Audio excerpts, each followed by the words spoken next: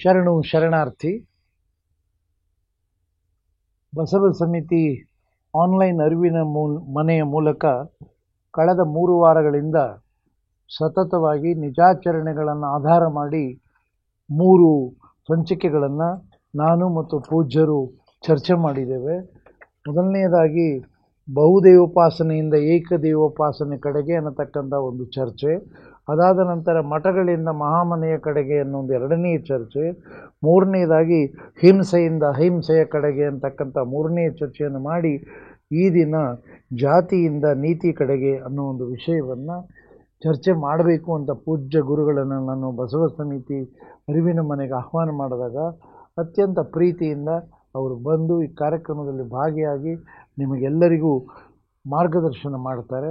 ಅವರಿಗೆ ತಮ್ಮೆಲ್ಲರ ಪರವಾಗಿಯೂ ಕೂಡ ಸ್ವಾಗತವನ್ನು ಬಯಸುತ್ತಾ ಹೃತ್ಪೂರ್ವಕವಾದ ಶರಣು ಶರಣಾರ್ಥಿ ಗುರುವೇ. ಈ ಶೀರ್ಷಿಕೆ ಆರಂಭ ಆದ ಮೇಲೆ ವೀಕ್ಷಕರ ಸಂಖ್ಯೆ ಕೂಡ ಬಹಳ ಏರ್ತಾ ಬರ್ತಾ ಇದೆ ಗುರುಗಳೇ. ಎಲ್ರಿಗೂ ಇದು ಬೇಕಾಗಿದೆ. ಬಸವ ತತ್ವಗಳ ನಿಜಾಚರಣೆ ಅಂದರೆ ಏನು ಅನ್ನೋದನ್ನು ಅನೇಕ ಜನ ಅನೇಕ ರೀತಿಯಲ್ಲಿ ನೋಡ್ತಾ ಬರ್ತಾ ಇದ್ದಾರೆ.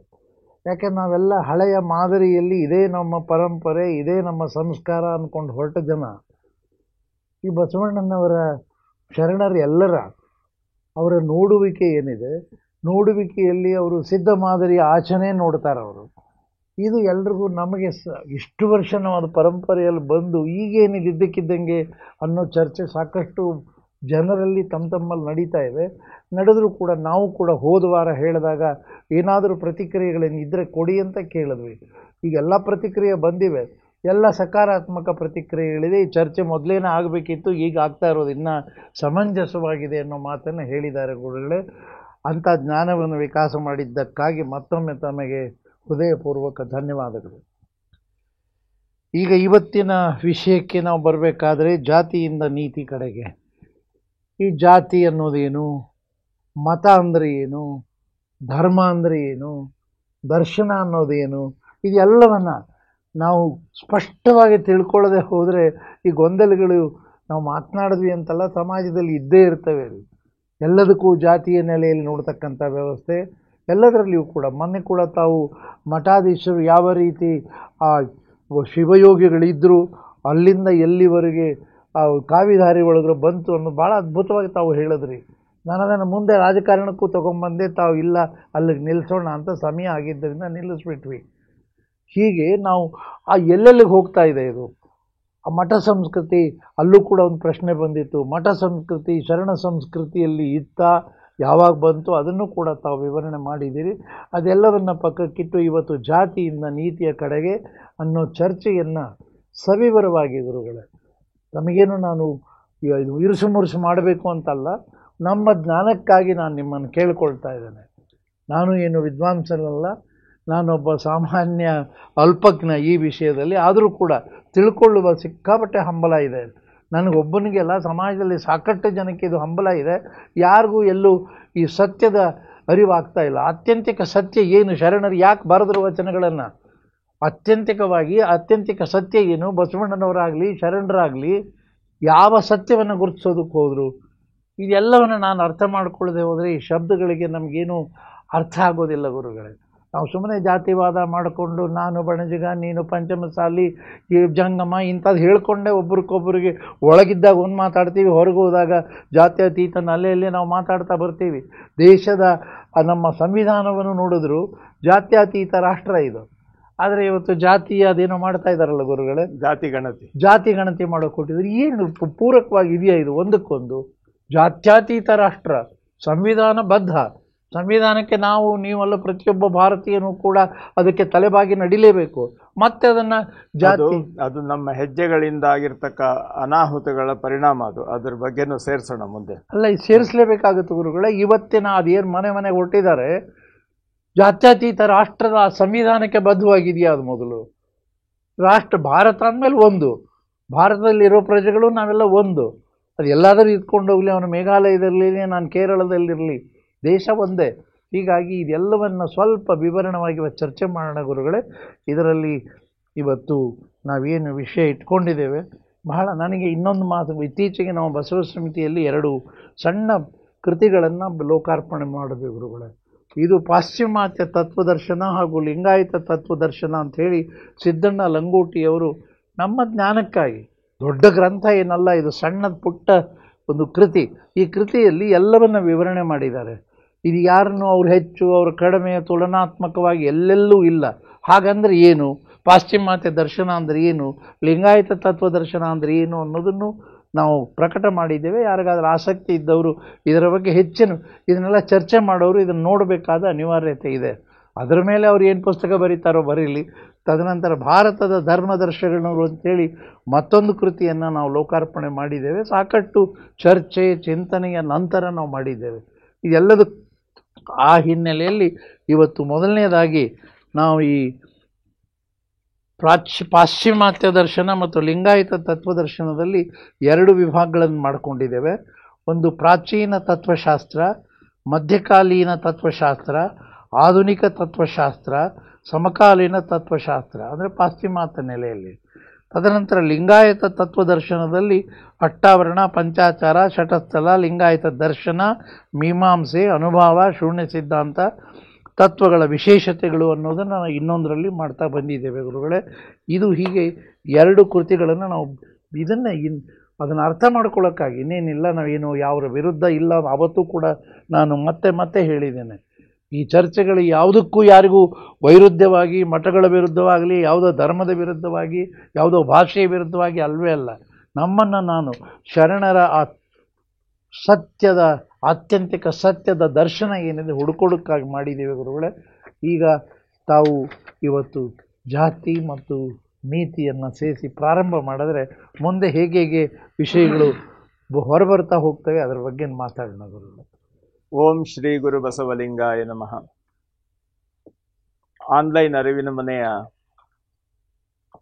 ಎಲ್ಲ ಶ್ರೋತೃ ಗಣಕ್ಕೆ ಶರಣಾರ್ಥಿ. ಈ ಕಾರ್ಯಕ್ರಮದ ಸರಣಿ ನಿಜಾಚರಣೆಗೆ ಸಂಬಂಧಪಟ್ಟಂಥ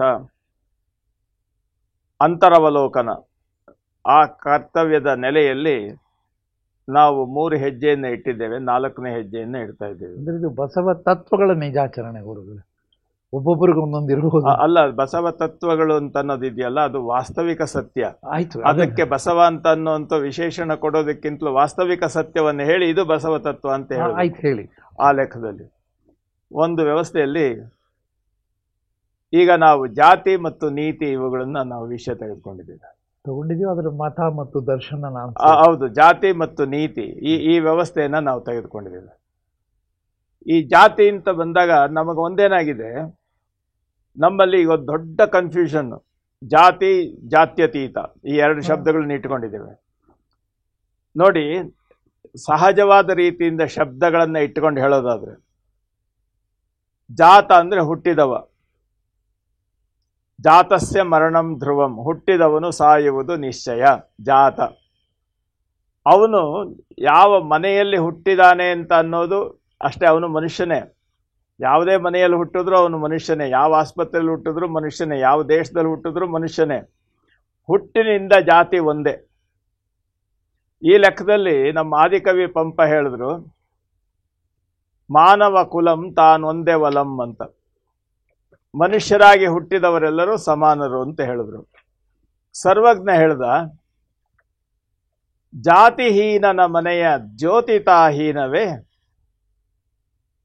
ಅವನು ಕೀಳು ಜಾತಿ, ಇವನು ಮೇಲು ಜಾತಿ ಅಂತಿರಲ್ಲ, ಹಚ್ಚಿದ ದೀಪದಲ್ಲಿ ಏನಾದ್ರು ವ್ಯತ್ಯಾಸ ಐತೇನೋ ಅಂದ ಅವನು. ಜಾತಿ ವಿಜಾತಿ ಎನಬೇಡ, ಅವ್ರು ಹೇಳಿದ್ದು ಜಾತಿ ವಿಜಾತಿ ಎನಬೇಡ, ದೇವನೊಲಿದಾತನೇ ಜಾತ ಸರ್ವಜ್ಞ. ಮುಖ್ಯವಾಗಿ ಆ ಲೆಕ್ಕದಲ್ಲಿ ಯಾರು ಭಗವಂತನ ಕಡೆಗೆ ಹೆಜ್ಜೆ ಇಟ್ಕೊಂಡು ಹೋಗ್ತಾರೆ ಅವರು ನಿಜವಾಗಿ ಹುಟ್ಟನ್ನ ಸಾರ್ಥಕ ಪಡಿಸಿಕೊಂಡವರು ಅಂತ. ಇದು ಜಾತಿ ಆಯ್ತು. ಮತ ಅಂತಿದೆಯಲ್ಲ, ಇದು ಮತ ಅನ್ನೋದು ಅಭಿಪ್ರಾಯ. ಮತ ಅನ್ನೋದು ಅಭಿಪ್ರಾಯ. ಇದು ನನ್ನ ಅಭಿಪ್ರಾಯ, ಇದು ನನ್ನ ಮತ, ನಾನು ಹೇಳ್ತೇನೆ. ಅದನ್ನ ಒಪ್ಪಿಕೊಳ್ಳುವವರು 1000 ಜನ, ಅವರು ನನ್ನ ಅನುಯಾಯಿಗಳಾಗ್ತಾರೆ. ಕ್ರಿಸ್ತ ಹೇಳ್ದ, ಸರ್ಮನ್ ಆನ್ ದಿ ಮೌಂಟ್ ನಲ್ಲಿ ಕುಳಿತು ಜನ ಒಪ್ಪಿಕೊಂಡವರು ಅವನ ಹಿಂದೆ ಬಂದರು, ಅವರು ಕ್ರೈಸ್ತರಾದರು. ಮಹಮ್ಮದ್ ಪೈಗಂಬರ್ ಹೇಳ್ದ, ಅವನನ್ನ ಒಪ್ಪಿಕೊಂಡು ಬಂದವರು, ಅವನನ್ನ ಪ್ರವಾದಿ ಅಂತ ಒಪ್ಪಿಕೊಂಡವರೆಲ್ಲರೂ ಇಸ್ಲಾಂ ಧರ್ಮೀಯರಾದರು. ಹೌದು. ಅದೇ ರೀತಿ ಬುದ್ಧ ಹೇಳ್ದ, ಬುದ್ಧನ ಅನುಯಾಯಿಗಳೆಲ್ಲ ಬೌದ್ಧರಾದರು, ಜಿನನ ಅನುಯಾಯಿಗಳೆಲ್ಲ ಜೈನರಾದರು. ಶಂಕರಾಚಾರ್ಯರು ಹೇಳಿದಂಥ ತತ್ವಗಳನ್ನು ಅದ್ವೈತ ತತ್ವ ಅಂತ ಇಟ್ಟುಕೊಂಡು ಅವರ ಅನುಯಾಯಿಗಳೆಲ್ಲ ಅದ್ವೈತಿಗಳಾದರು. ಮಧ್ವಾಚಾರ್ಯರು ಹೇಳಿದ್ದನ್ನು ನಂಬಿದ್ದು ಅವರ ಹಿಂದೆ ಹೋದವರೆಲ್ಲ ದ್ವೈತಿಗಳಾದರು. ರಾಮಾನುಜರ ಹಿಂದೆ ಹೋದವರು ವಿಶಿಷ್ಟಾದ್ವೈತಿಗಳಾದರು. ಇದರಲ್ಲಿ ಏನು ವ್ಯತ್ಯಾಸ ಇದೆ? ಮತ ನೋಡಿ, ಜಾತಿ ಮತ. ಅದಕ್ಕೋಸ್ಕರ ನಮ್ಮ ಹಿಂದಿನ ಯಾವುದೇ ದಾಖಲೆಗಳು ತೆಗಿರಿ, ಕ್ರೈಸ್ತ ಮತ, ಬೌದ್ಧ ಮತ, ಇಸ್ಲಾಂ ಮತ, ಅದ್ವೈತ ಮತ, ಮತತ್ರಯಗಳು ಇವೇ ಇದೆಯೇ ಹೊರತು ಜಾತಿ ಅಥವಾ ಧರ್ಮ ಅಂತ ಎಲ್ಲೂ ಇಲ್ಲ. ಅದಕ್ಕೆ ಆ ಮಾರ್ಗದಲ್ಲಿ ತನ್ನ ಅಂತರಂಗ ಬಹಿರಂಗವನ್ನು ಜೋಡಿಸಿಕೊಂಡು ನಡೆಯುವಂತಹ ಮಾರ್ಗ ಕ್ರಮಣ ಇದೆಯಲ್ಲ, ಮಾರ್ಗ ಕ್ರಿಯೆ ಇದೆಯಲ್ಲ, ಅದು ನೀತಿ.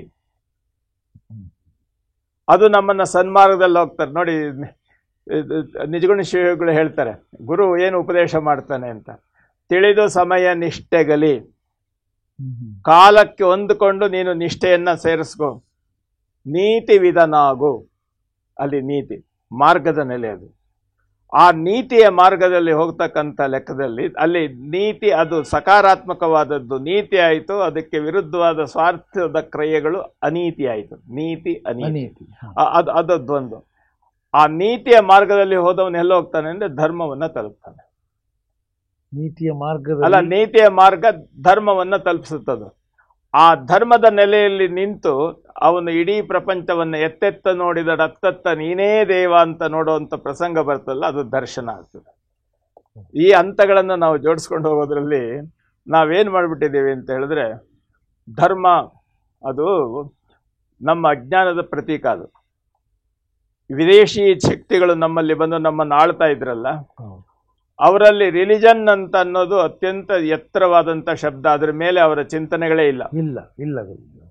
ನಾವೇನು ಮಾಡಿದ್ವಿ, ಇಲ್ಲಿ ಪಂಡಿತರು ಅವರ ಅನುಯಾಯಿಗಳು ಅಲ್ಲ, ಅವರಿಂದ ಇದನ್ನು ಪಡಿಬೇಕು, ಅಲ್ಲ ಅವರಿಂದ ನಾವು ಮರ್ಯಾದೆ ಪಡಿಬೇಕು, ನಾವು ಅವ್ರನ್ನ ಹೊಗಳಬೇಕು ಅಂತ ಈ ಹೊಗಳಭಟ್ರು ಏನು ಮಾಡಿದ್ರು ಅಂತ ಹೇಳಿದ್ರೆ, ನಮ್ಮಲ್ಲಿ ಇರ್ತಕ್ಕಂಥ ಅತ್ಯಂತ ಎತ್ತರದ ಶಬ್ದ ಯಾವುದು? ಧರ್ಮ. ಅದನ್ನ ರಿಲಿಜನ್ ಅನ್ನೋದಕ್ಕೆ ಭಾಷಾಂತರ ಮಾಡಿಬಿಟ್ರು. ಅಂದ್ರೆ ರಿಲಿಜನ್ ಅನ್ನೋದಕ್ಕೆ ಅಬ್ನಾರ್ಮಲ್ ಪ್ರಮೋಷನ್ ಸಿಕ್ತು, ಧರ್ಮದ ಚೌಕಟ್ಟು ಸಿಕ್ತು. ಧರ್ಮ ಅಂತ ಅನ್ನೋದು ಸಂಪೂರ್ಣವಾಗಿ ಅದರ ವ್ಯಕ್ತಿತ್ವದಿಂದ ಸಂಪೂರ್ಣವಾಗಿ ಅದನ್ನು ಹಾಳು ಮಾಡಿದ್ವಿ.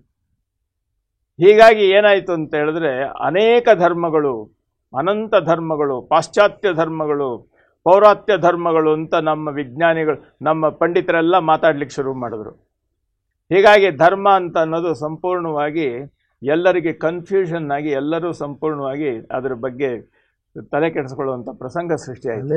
ಹೊಡೆದಾಡುವ ಸ್ಥಿತಿ ಬಂತು. ವಾಸ್ತವವಾಗಿ ನೋಡಿ, ಈ ಹಂತವನ್ನು ಸರಿಯಾಗಿ ಇಟ್ಕೊಂಡು ಹೋದ್ರೆ ಅದು ವ್ಯತ್ಯಾಸವೇ ಇಲ್ಲ. ನೋಡಿ, ಜಾತಿ ಹುಟ್ಟಿನಿಂದ ಬಂದದ್ದು. ಆದರೆ ಮನುಷ್ಯ ಏನು ಮಾಡ್ದ? ತಾನು ಹೆಚ್ಚಿದವನು ಅಂತ ಅನ್ನಿಸ್ಕೊಳ್ಳೋದಕ್ಕೆ ಏನು ಮಾಡ್ದ? ಎಲ್ಲರೂ ಮನುಷ್ಯ ಜಾತಿ. ಆವತ್ತಿನ ಕಾಲದಲ್ಲಿ ಕಾಲೇಜುಗಳು ವ್ಯವಸ್ಥೆಗಳಿರಲಿಲ್ಲ, ವಿದ್ಯಾಭ್ಯಾಸಕ್ಕೆ ಹೊರಗಡೆ ಹೋಗುವಂಥ ಪ್ರಶ್ನೆ ಇರಲಿ. ತಂದೆ ಏನು ಮಾಡ್ತಾನೆ ಅದನ್ನು ನೋಡಿ ಮಗ ಕಲಿತಾ ಇದ್ದ. ಹೀಗಾಗಿ ಅಪ್ಪ ಪೂಜೆ ಮಾಡ್ತಾ ಇದ್ದ, ಮಗನೂ ಪೂಜೆ ಮಾಡಕ್ಕೆ ಹೋದ. ಅಪ್ಪ ಪಾಠ ಹೇಳ್ತಾ ಇದ್ದ, ಮಗನೂ ಪಾಠ ಹೇಳಲಿಕ್ಕೆ ಹೋದ. ಅಪ್ಪ ಮನೆಯಲ್ಲಿ ಬೇರೆ ಇದು ಕೆಲಸ ಮಾಡ್ತಾ ಇದ್ದ, ಕಾಯಕ ಮಾಡ್ತಾ ಇದ್ದ, ಆ ಕಾಯಕವನ್ನೇ ಮಗನೂ ಅನುಸರಿಸ್ದ. ಹೀಗಾಗಿ ತಂದೆಯಿಂದ ಮಗ ಈಗ ಕಲ್ತ್ಕೊಳ್ಳೋ ಅಂತ ವಿಚಾರ ಬಂದಿದ್ರಿಂದ ಏನಾಯ್ತು ಅಂತಂದ್ರೆ, ಅವರನ್ನು ಆ ಗುಂಪಿನವರು ಅಂತ ಸೇರಿಸಿದ್ರು. ಇದನ್ನ ಅಪ್ಪ ಬಸವಣ್ಣ ಎಷ್ಟು ಚಂದ ಹೇಳ್ತಾರೆ ನೋಡ್ರಿ. ಕಾಸಿ ಕಮ್ಮಾರನಾದ, ಬೀಸಿ ಮಡಿವಾಳನಾದ, ಹಾಸನಲಿಕ್ಕಿ ಸಾಲಿಗನಾದ, ವೇದವನೋದಿ ಹಾರುವನಾದ. ಏನಿದ್ರಲ್ಲಿ ವ್ಯತ್ಯಾಸ? ಅವರವರ ಕರ್ತವ್ಯದಿಂದ ಬಂದಂಥದ್ದದು. ಸೆಟ್ಟಿ ಎಂಬೆನೆ ಸಿರಿಯಾಳನ, ಮಾದಾರನೆಂಬೆನೆ ಚೆನ್ನಯ್ಯನ, ಡೋಹಾರನೆಂಬೆನೆ ಕಕ್ಕಯ್ಯನ, ಮಡಿವಾಳನೆಂಬೆನೆ ಮಾಚಯ್ಯನ, ಆನು ಹಾರುವನೆಂದರೆ ಕೂಡಲ ಸಂಗಮ ದೇವ ನಗುವನಯ್ಯ ಅಂದ. ಯಾಕೆ ಅಂತಂದ್ರೆ, ಕಾಯಕದ ವೃತ್ತಿಯನ್ನ ಜೋಡಿಸಿಕೊಂಡು ಬಂದಂಥ ಶಬ್ದಗಳೇನಾಯ್ತು ಅಂತಂದ್ರೆ, ಅವನು ಆ ಗುಂಪಿನವ ಅಂತ ಹೇಳುವಂಥ ಲೆಕ್ಕ ಆಯ್ತು. ಕುರಿ ಕಾಯೋಂದೊಂದು ಗುಂಪು, ದನ ಮೇಸೋಂದೊಂದು ಗುಂಪು. ಆ ಲೆಕ್ಕಾಚಾರದಲ್ಲಿ ಹೆಸರುಗಳು ಬೇರೆ. ಅದು ಕುರುಬರ ಗುಂಪು, ಇದು ಗೋವಳಿಗರ ಗುಂಪು, ಇದು ಚಿನಿವಾರರ ಗುಂಪು, ಶೆಟ್ರು ಗುರು. ಇದು ಶೆಟ್ರು. ಈ ವ್ಯವಸ್ಥೆಗಳೇನಾಯ್ತು, ಗುಂಪು ಅಂತ ಅನ್ನೋದೇನಾಯ್ತು, ಹುಟ್ಟಿನಿಂದ ನಾವು ಅದರಿಂದಲೇ ಬಂದಿದ್ರಿಂದ ಇದು ನಮ್ಮ ಜಾತಿ ಅಂತ ಅಂದ್ಬಿಟ್ಟು ಅದ್ರಲ್ಲಿ ದೊಡ್ಡಸ್ಗೆ ತೆಗೆದುಕೊಳ್ಳೋದಕ್ಕೆ ಹುಟ್ಟಿನಿಂದ ಬಂದದ್ದು ಅಂತ ನಾವು ಇಟ್ಕೊಂಡು ಕೂತ್ಕೊಂಡ್ವಿ. ಆದರೆ ಕಾಯಕ ಹುಟ್ಟಿನಿಂದ ಬಂದದ್ದಲ್ಲ ಅಂತ ಹೇಳಿ ಅಪ್ಪ ಬಸವಣ್ಣ ಸ್ಪಷ್ಟವಾಗಿ ಈ ದ್ವಂದ್ವವನ್ನು ಬಗೆಹರಿಸಿದ್ದು 12ನೇ ಶತಮಾನದಲ್ಲಿ ಸ್ಪಷ್ಟವಾಗಿ ಹೇಳಿದ್ದು ಬಸವಣ್ಣ. ಅದನ್ನು ನಾವೇನು ಮಾಡಿದ್ವಿ, ನಾವು ವಚನಗಳನ್ನ ಹೇಳಲಿಕ್ಕೆ ಶುರು ಮಾಡಿದ್ವಿ. ಅವ್ರು ಏನು ಹೇಳ್ತಾರೆ ಅದನ್ನು ಅಂತರಂಗಕ್ಕೆ ತೆಗೆದುಕೊಳ್ಳೋ ಪ್ರಯತ್ನ ಮಾಡಲಿಲ್ಲ. ಜಾತಿ ಮತ್ತು ಮತ ನೋಡಿ, ಮತಗಳ ಲೆಕ್ಕಾಚಾರಕ್ಕೆ ಬಂದಾಗ ಇದು ದ್ವೈತ ಮತ, ಇದು ಅದ್ವೈತ ಮತ, ಅದು ಸರಿ ಇದು ಸರಿ, ಅದು ಸರಿ ಇಲ್ಲ ಇದು ಸರಿ ಇಲ್ಲ, ವಾದ ವಾಗ್ವಾದ. ನಮ್ಮ ಭಾರತದಲ್ಲಿ ವಾದ ವಾಗ್ವಾದಗಳು ಈ ರೀತಿ ಗುದ್ದಾಟಗಳು ನಡೀತಾ ಇದ್ವು, ಇಂದಿಗೂ ನಡೀತಾ ಇದ್ವು. ಆದರೆ ವಿದೇಶಗಳಲ್ಲಿ ಆ ರೀತಿ ಇರಲಿಲ್ಲ. ನಾನು ಹೇಳಿದ್ದು ನಂಬು, ಇಲ್ಲ ಅಂದರೆ ನಿನ್ನ ತಲೆ ತೆಗಿತೀನಿ ಅಂತ. ಆದ್ರಿಂದಲೇ ಯೇಸು ಕ್ರಿಸ್ತನ ಶಿಲುಬೆಗೇರಿಸಬೇಕಾಗಿ ಬಂತು. ಮೊಹಮ್ಮದ್ ಪೈಗಂಬರು ಮಕ್ಕಾ ಬಿಟ್ಟು ಓಡಿ ಹೋದ ಜೀವ ಉಳಿಸ್ಕೊಳ್ಳೋದಕ್ಕೆ. ಅವನು ಬಲಶಾಲಿಯಾಗಿ ಬಂದಾಗ ಅವರೆಲ್ಲರನ್ನು ಶಾಂತಿ ವಿಶ್ವಾಸದಿಂದ ಅವರೆಲ್ಲರನ್ನು ತಮ್ಮ ಕಡೆ ಒಲಿಸ್ಕೊಂಡ. ಆದರೂ ಸಹ ಅವನು ತೀರೋದ ಮೇಲೆ ಈ ಮತದ ಅಧಿಪತಿ ಯಾರಾಗಬೇಕು ಅಂತ ಅನ್ನುವಂಥ ಒಂದು ಪ್ರಶ್ನೆ ಬಂದಾಗ ಜ್ಞಾನಿಗಳಾಗಬೇಕು ಅಂತ ಒಂದು ಗುಂಪು, ಖಲೀಫಾ ಆಗಬೇಕು ಅನ್ನೋ ಒಂದು ಗುಂಪು, ಈ ಗುಂಪುಗಳು ಬಂದು ವ್ಯತ್ಯಾಸ ಆಯಿತು. ಪೈಗಂಬರ ಅಳಿಯ ಮದೀನಾದಿಂದ ಮಕ್ಕಾಗೆ ಬರಲಿಕ್ಕೆ ಹೊರಟಿದ್ದ. ಅವನು ಬಂದರೆ ಇವರು ಬಲಶಾಲಿಗಳಾಗ್ತಾರೆ ಅಂತೇಳಿ ಕರ್ಬಲಾದ ಗುಡ್ಡದ ಮೇಲೆ ಆತನ್ನು ಮುಗಿಸಿದ್ರು. ಅವನಿಗೆ ಅದನ್ನು ಕೊಲ್ಲಲಿಲ್ಲ. ಕೊಂದರೆ ಅಪರಾಧಿ ಆಗ್ತೇವೆ. ಯಾಕಾಗಬೇಕು? ಅದಕ್ಕೆ ಅವನ್ನ ಒಂದು ಸೆರೆ ಥರ ಇಟ್ಬಿಟ್ರು. ಅವನಿಗೆ ನೀರು ಅನ್ನ ಏನೂ ಸಿಗದಂತೆ ಮಾಡಿ ಉಪವಾಸ ನರಳಿ ಸಾಯುವಂತೆ ಮಾಡಿದ್ರು. ನಿರ್ಜೀವ ಸ್ಥಿತಿ. ಅದು ಸತ್ತ ಅವನು. ಅದನ್ನು ಹಬ್ಬ ಅಂತ ಆಚರಣೆ ಮಾಡುವಂಥ ಒಂದು ಗುಂಪು, ಇನ್ನೊಂದು ಅದನ್ನು ವಿರೋಧಿಸೋ ಒಂದು ಗುಂಪು. ಈ ಗದ್ದಲ ಗಲಾಟೆಗಳು ಸೃಷ್ಟಿಯಾದವಲ್ಲ, ಈ ಗದ್ದಲ ಗಲಾಟೆಗಳು ಯಾಕಾದವು ಅಂತ ಹೇಳಿದ್ರೆ ಅದರ ಅಂತರಂಗದ ಅಂತಸ್ತನ್ನು ತಿಳಿಯದೆ ಹೊರಗಿನ ವೈಭವಕ್ಕೆ ಹೋದದ್ದು. ಇದನ್ನೇ ಪ್ರಭುದೇವರು ಹೇಳಿದ್ದು, ಹೊರಗಣ ಶೃಂಗಾರ ಒಳಗಣ ರಣರಂಗ, ಬಳಕೆಗೆ ಬಂದ ಬಟ್ಟೆ ಗುಹೇಶ್ವರ. ನೋಡಿ, ನಾನು ಇಷ್ಟು ಹೇಳಿದ್ನಲ್ಲ, ಕಂಗಳ ಮುಂದಣ ಕತ್ತಲೆ ಇದೇನು, ಇದು ಜಾತಿ ಈ ರೀತಿ ಇದೆ, ಮತ ಈ ರೀತಿ ಇದೆ, ನೀತಿ ಇಂಥದ್ದು, ಅದರಿಂದ ಬರೋ ಅನುಭವ ಇದು ಕಂಗಳ ಮುಂದಣ ಬೆಳಕು. ನಾವು ಕಣ್ಣು ಮುಚ್ಕೊಂಡು ನೋಡ್ತಾ ಇದ್ದೀವಿ ಅದನ್ನು. ತಾಯಿ ಹೇಳ್ತಾಳೆ, ಕಣ್ಣ ಕಟ್ಟಿ ಕನ್ನಡಿಯ ತೋರಿದಂತೆ ಆಯಿತು ಅಂತ ಅಂದ್ಬಿಟ್ಟು. ಕಣ್ಣ ಕಟ್ಟಿ ಕನ್ನಡಿಯ ತೋರಿದಂತೆ ನಾವು ಇವುಗಳ ವಿಚಾರವನ್ನು ಮಾಡಲಿಕ್ಕೆ ಹೋದ್ರೆ ಏನಾಗುತ್ತೆ ಅಂದರೆ, ನಮ್ಮ ಬೌದ್ಧಿಕ ಆಡಂಬರಗಳು ಇಂಥ ಅವಿವೇಕಗಳನ್ನು ಸೃಷ್ಟಿ ಮಾಡ್ತವೆ. ಇದರ ಬಗ್ಗೆ ಪ್ರಭುದೇವರ ಒಂದು ವಚನ ನೀವು ಹೇಳಿದ್ರೆ ಆಗ್ಲೇ, ಜಾತಿ ಅದು ಹೇಳಿ, ಜಾತಿ ಜಂಗಮ 1 ಕೋಟ್ಯಾನುಕೋಟಿ. ನೋಡಿ, ಜಾತಿ ಜಂಗಮ 1 ಕೋಟ್ಯಾನುಕೋಟಿ. ಜಂಗಮ ಅಂತಂದ್ರೆ ಅಲ್ಲಿ ಜಂಗಮರು ಅಂತ ಅಲ್ಲ, ಜಂಗಮ ಅಂದ್ರೆ ಸಮೂಹ. ನಾವು ತಿಳ್ಕೊಳ್ಳೋದು ಅಲ್ಲ, ಹಾಗಲ್ಲ. ನೋಡಿ, ನೋಡಿ, ಮರ್ತ್ಯಲೋಕದೊಳಗಣ ಮಹಾಗಣಗಳೆಲ್ಲರೂ ಸಾಕ್ಷಾತ್ ಜಂಗಮ ಲಿಂಗ. ಬಸವಣ್ಣ ಹೇಳಿದ ಮಾತು. ಜಂಗಮ ಜಾತಿ ಅಲ್ಲ, ಜಗದ್ಭರಿತವಾಗಿರ್ತಕ್ಕಂಥ ಮನುಷ್ಯರೆಲ್ಲರೂ ಒಟ್ಟು ಸಮೂಹ ಶಕ್ತಿ ಇದೆಯಲ್ಲ, ಅದು ಜಂಗಮ. ಈಗ ನೀವು ಹೇಳೋದು ಅದು ಜಾತಿ ಅಲ್ಲ ಅಂತೀರಿ, ಆದರೆ ಸಮಾಜದಲ್ಲಿ ಅದು ಅಲ್ಲ. ಒಂದು ಹೇಳೋದು ಕೇಳಿ ಸರ್, ಅಲ್ಲಿ ಬಂದಿರೋದು ಕೇಳಿ. ಜಾತಿ ಜಂಗಮರು ಅಂತಂದ್ರೆ ತಮ್ಮ ವ್ಯವಹಾರ ಅದನ್ನಿಟ್ಟುಕೊಂಡು ತಾವು ಸಮೂಹ, ಒಂದು ಸಮೂಹ ಇದೆ, ಅವರು ಅತ್ತ ಇತ್ತ ಚಿಂತನೆ ಮಾಡೋದಿಲ್ಲ. ಅವರು ಸಹಜವಾಗಿ ನಾವೇ ಅಂತಕೊಂಡು ಹೋಗ್ತಾರೆ, ನಾವೇನೇನಾಗ್ತೀವಿ ಅಂತ ಅಂದ್ಬಿಟ್ಟು ಬೇಡ ಬುಡಗ ಏನೇನೋ ಮಾಡ್ಕೊಂಡು ಹೋಗ್ತಾರೆ. ಅದು ಅಂಥವ್ರು ಕೋಟ್ಯಾನುಕೋಟಿ. ನೀತಿ ಜಂಗಮರು ಇದಲ್ಲ, ಇದು ಐತೆ, ಇದು ಉಂಟು, ಇದು ಇಲ್ಲ, ಇದು ಸರಿಯಾದ ಮಾರ್ಗ ಅಂತ ಹೇಳಿ ಆ ಮಾರ್ಗದ ಬಗ್ಗೆ ಚಿಂತನೆ ಮಾಡ್ತಕ್ಕಂಥವ್ರು ಕೋಟ್ಯಾನುಕೋಟಿ. ಸಿದ್ಧ ಜಂಗಮ. ಆಮೇಲೆ ಇದರಂತೆ ನಾವು ಆಚರಣೆ ಮಾಡ್ಕೊಂಡು ಹೋಗೋಣ, ನಮ್ಮ ಪೂಜೆ ನಮ್ಮ ಹಿರಿಯರು ಮಾಡ್ತಾ ಇದ್ರು, ಅದು ನಾವು ಮಾಡ್ಕೊಂಡು ಹೋದ್ರಾಯ್ತು. ಅವ್ರ ಕಾಲಿಗೆ ಜಂಗ್ ಕಟ್ಕೊಂಡಿದ್ರು, ನಾವು ಜಂಗ್ ಕಟ್ಕೊಳ್ಳೋಣ. ಅವ್ರು ಜೋಳಿಗೆ ಹಿಡಿದಿದ್ರು, ನಾವು ಜೋಳಿಗೆ ಹಿಡಿಯೋಣ. ಇದು ಸಿದ್ಧ ಜಂಗಮ ಅಂದ್ರೆ ಏನು ಅಂದ್ರೆ ಸಮಸ್ಯೆ ಇಲ್ಲದೆ ಅವರನ್ನು ಅನುಸರಿಸ್ಕೊಂಡು ಹೋಗೋದು. ಅದ್ರ ಬಗ್ಗೆ ನಾವು ಚಿಂತನೆ ಮಾಡಲ್ಲ. ಅವ್ರು ಹೇಗೆ ನಡೀತಾ ಇದ್ರು ಹಾಗೆ ನಡೆಯೋದು. ಪೌರಾಣಿಕರು ಹೌದು, ಇದು ಸಿದ್ಧ ಜಂಗಮನೇಲೆ. ಆದರೆ ಇವುಗಳೆಲ್ಲರ ಅಂತರಂಗದಲ್ಲಿ ವಾಸ್ತವತೆಯನ್ನ ತಿಳಿದು ತನ್ನನ್ನು ತಾನು ಬೆಳಕಾಗಿಸಿಕೊಳ್ಳೋ ನಿಧಾನಲ್ಲ ಆಮೇಲೆ. ಇನ್ನೊಂದು ಸ್ವಲ್ಪ ಎಕ್ಸ್ಪ್ಲಿಸಿಟ್ ಆಗಿ ಹೇಳಿ ಗುರುಗಳೇ. ಯಾವುದು? ಇಲ್ಲಿ ಕೊನೆಯದು ಜ್ಞಾನ ಜಂಗಮ. ನೋಡಿ, ಜ್ಞಾನ ಜಂಗಮ ದುರ್ಲಭ. ಅಲ್ಲ, ಜ್ಞಾನ ಜಂಗಮ ತ್ರೈಲೋಕ್ಯ ದುರ್ಲಭ ಅಂತ ಯಾಕಂದ್ರು ಅಂತ ಹೇಳಿದ್ರೆ, ಎಲ್ಲ ಹೊರಗಿನ ಬಡಿವಾರಗಳನ್ನು ಕುರಿತು ನೋಡ್ತಾರೆ ಹೊರತು ಇದರ ಅಂತರಂಗದ ಬೆಳಕೇನು ಅಂತ ಅಂದ್ಬಿಟ್ಟು ತನ್ನ ಅಂತರಂಗದಲ್ಲಿ ಬೆಳಕನ್ನು ಹೆಚ್ಚಿಸಿಕೊಳ್ಳುವಂಥ ಆ ಪರಿಣಾಮ ಇದೆಯಲ್ಲ ಅದು ಜ್ಞಾನ ಅನ್ನೋದು ಸಂಸ್ಕೃತ ಶಬ್ದ. ಅದು ಒಂದು ಹೇಳ್ತೀನಿ, ಅದಕ್ಕೆ ಸಂವಾದಿಯಾಗಿರುವಂಥ ಶಬ್ದ ಅನುಭಾವ. ಅನುಭವ ಅಲ್ಲ, ಅನುಭಾವ. ಅನುಭವದಿಂದ ನಾವು ಪಡೆದದ್ದು ಅನುಭಾವ, ಹಾಗೆ ನೀತಿಯಿಂದ ನಾವು ಪಡೆದದ್ದು ಜ್ಞಾನ. ಈ ನೆಲೆಯಲ್ಲಿ ಸಹಜವಾದಂಥ ರೀತಿಯಲ್ಲಿ ಜೋಡಿಸ್ಕೊಂಡು ಹೋಗುವಂಥ ವ್ಯವಸ್ಥೆ ಇದೆಯಲ್ಲ, ಅದನ್ನು ನಾವಲ್ಲಿ ಗಮನಿಸಬೇಕು. ನೀತಿ ಅನ್ನೋದಿದೆಯಲ್ಲ, ಇದು ಬಹಳ ಕಷ್ಟಕರವಾದಂಥ, ಎಲ್ಲರೂ ತಪ್ಪು ತಿಳ್ಕೊಳ್ಳುವಂಥ ಮಾರ್ಗ ಆಗ್ಬಿಟ್ಟಿದೆ. ನೀತಿ ಇದೆಯಲ್ಲ, ನಾವು ತಲುಪಬೇಕಾದಂಥ ನೆಲೆಯಲ್ಲಿ ಸ್ವಲ್ಪವೂ ನಮ್ಮ ವೋಲ್ಟೇಜ್ ಡೌನ್ ಆಗದಂತೆ ಸಕ್ರಿಯವಾಗಿ ಸಕ್ರಮವಾಗಿ ನಿರ್ದಿಷ್ಟವಾಗಿ ಗುರಿ ತಲುಪತಕ್ಕಂಥ ವಿಧಾನ ಇದೆಯಲ್ಲ, ಅದು ನೀತಿ.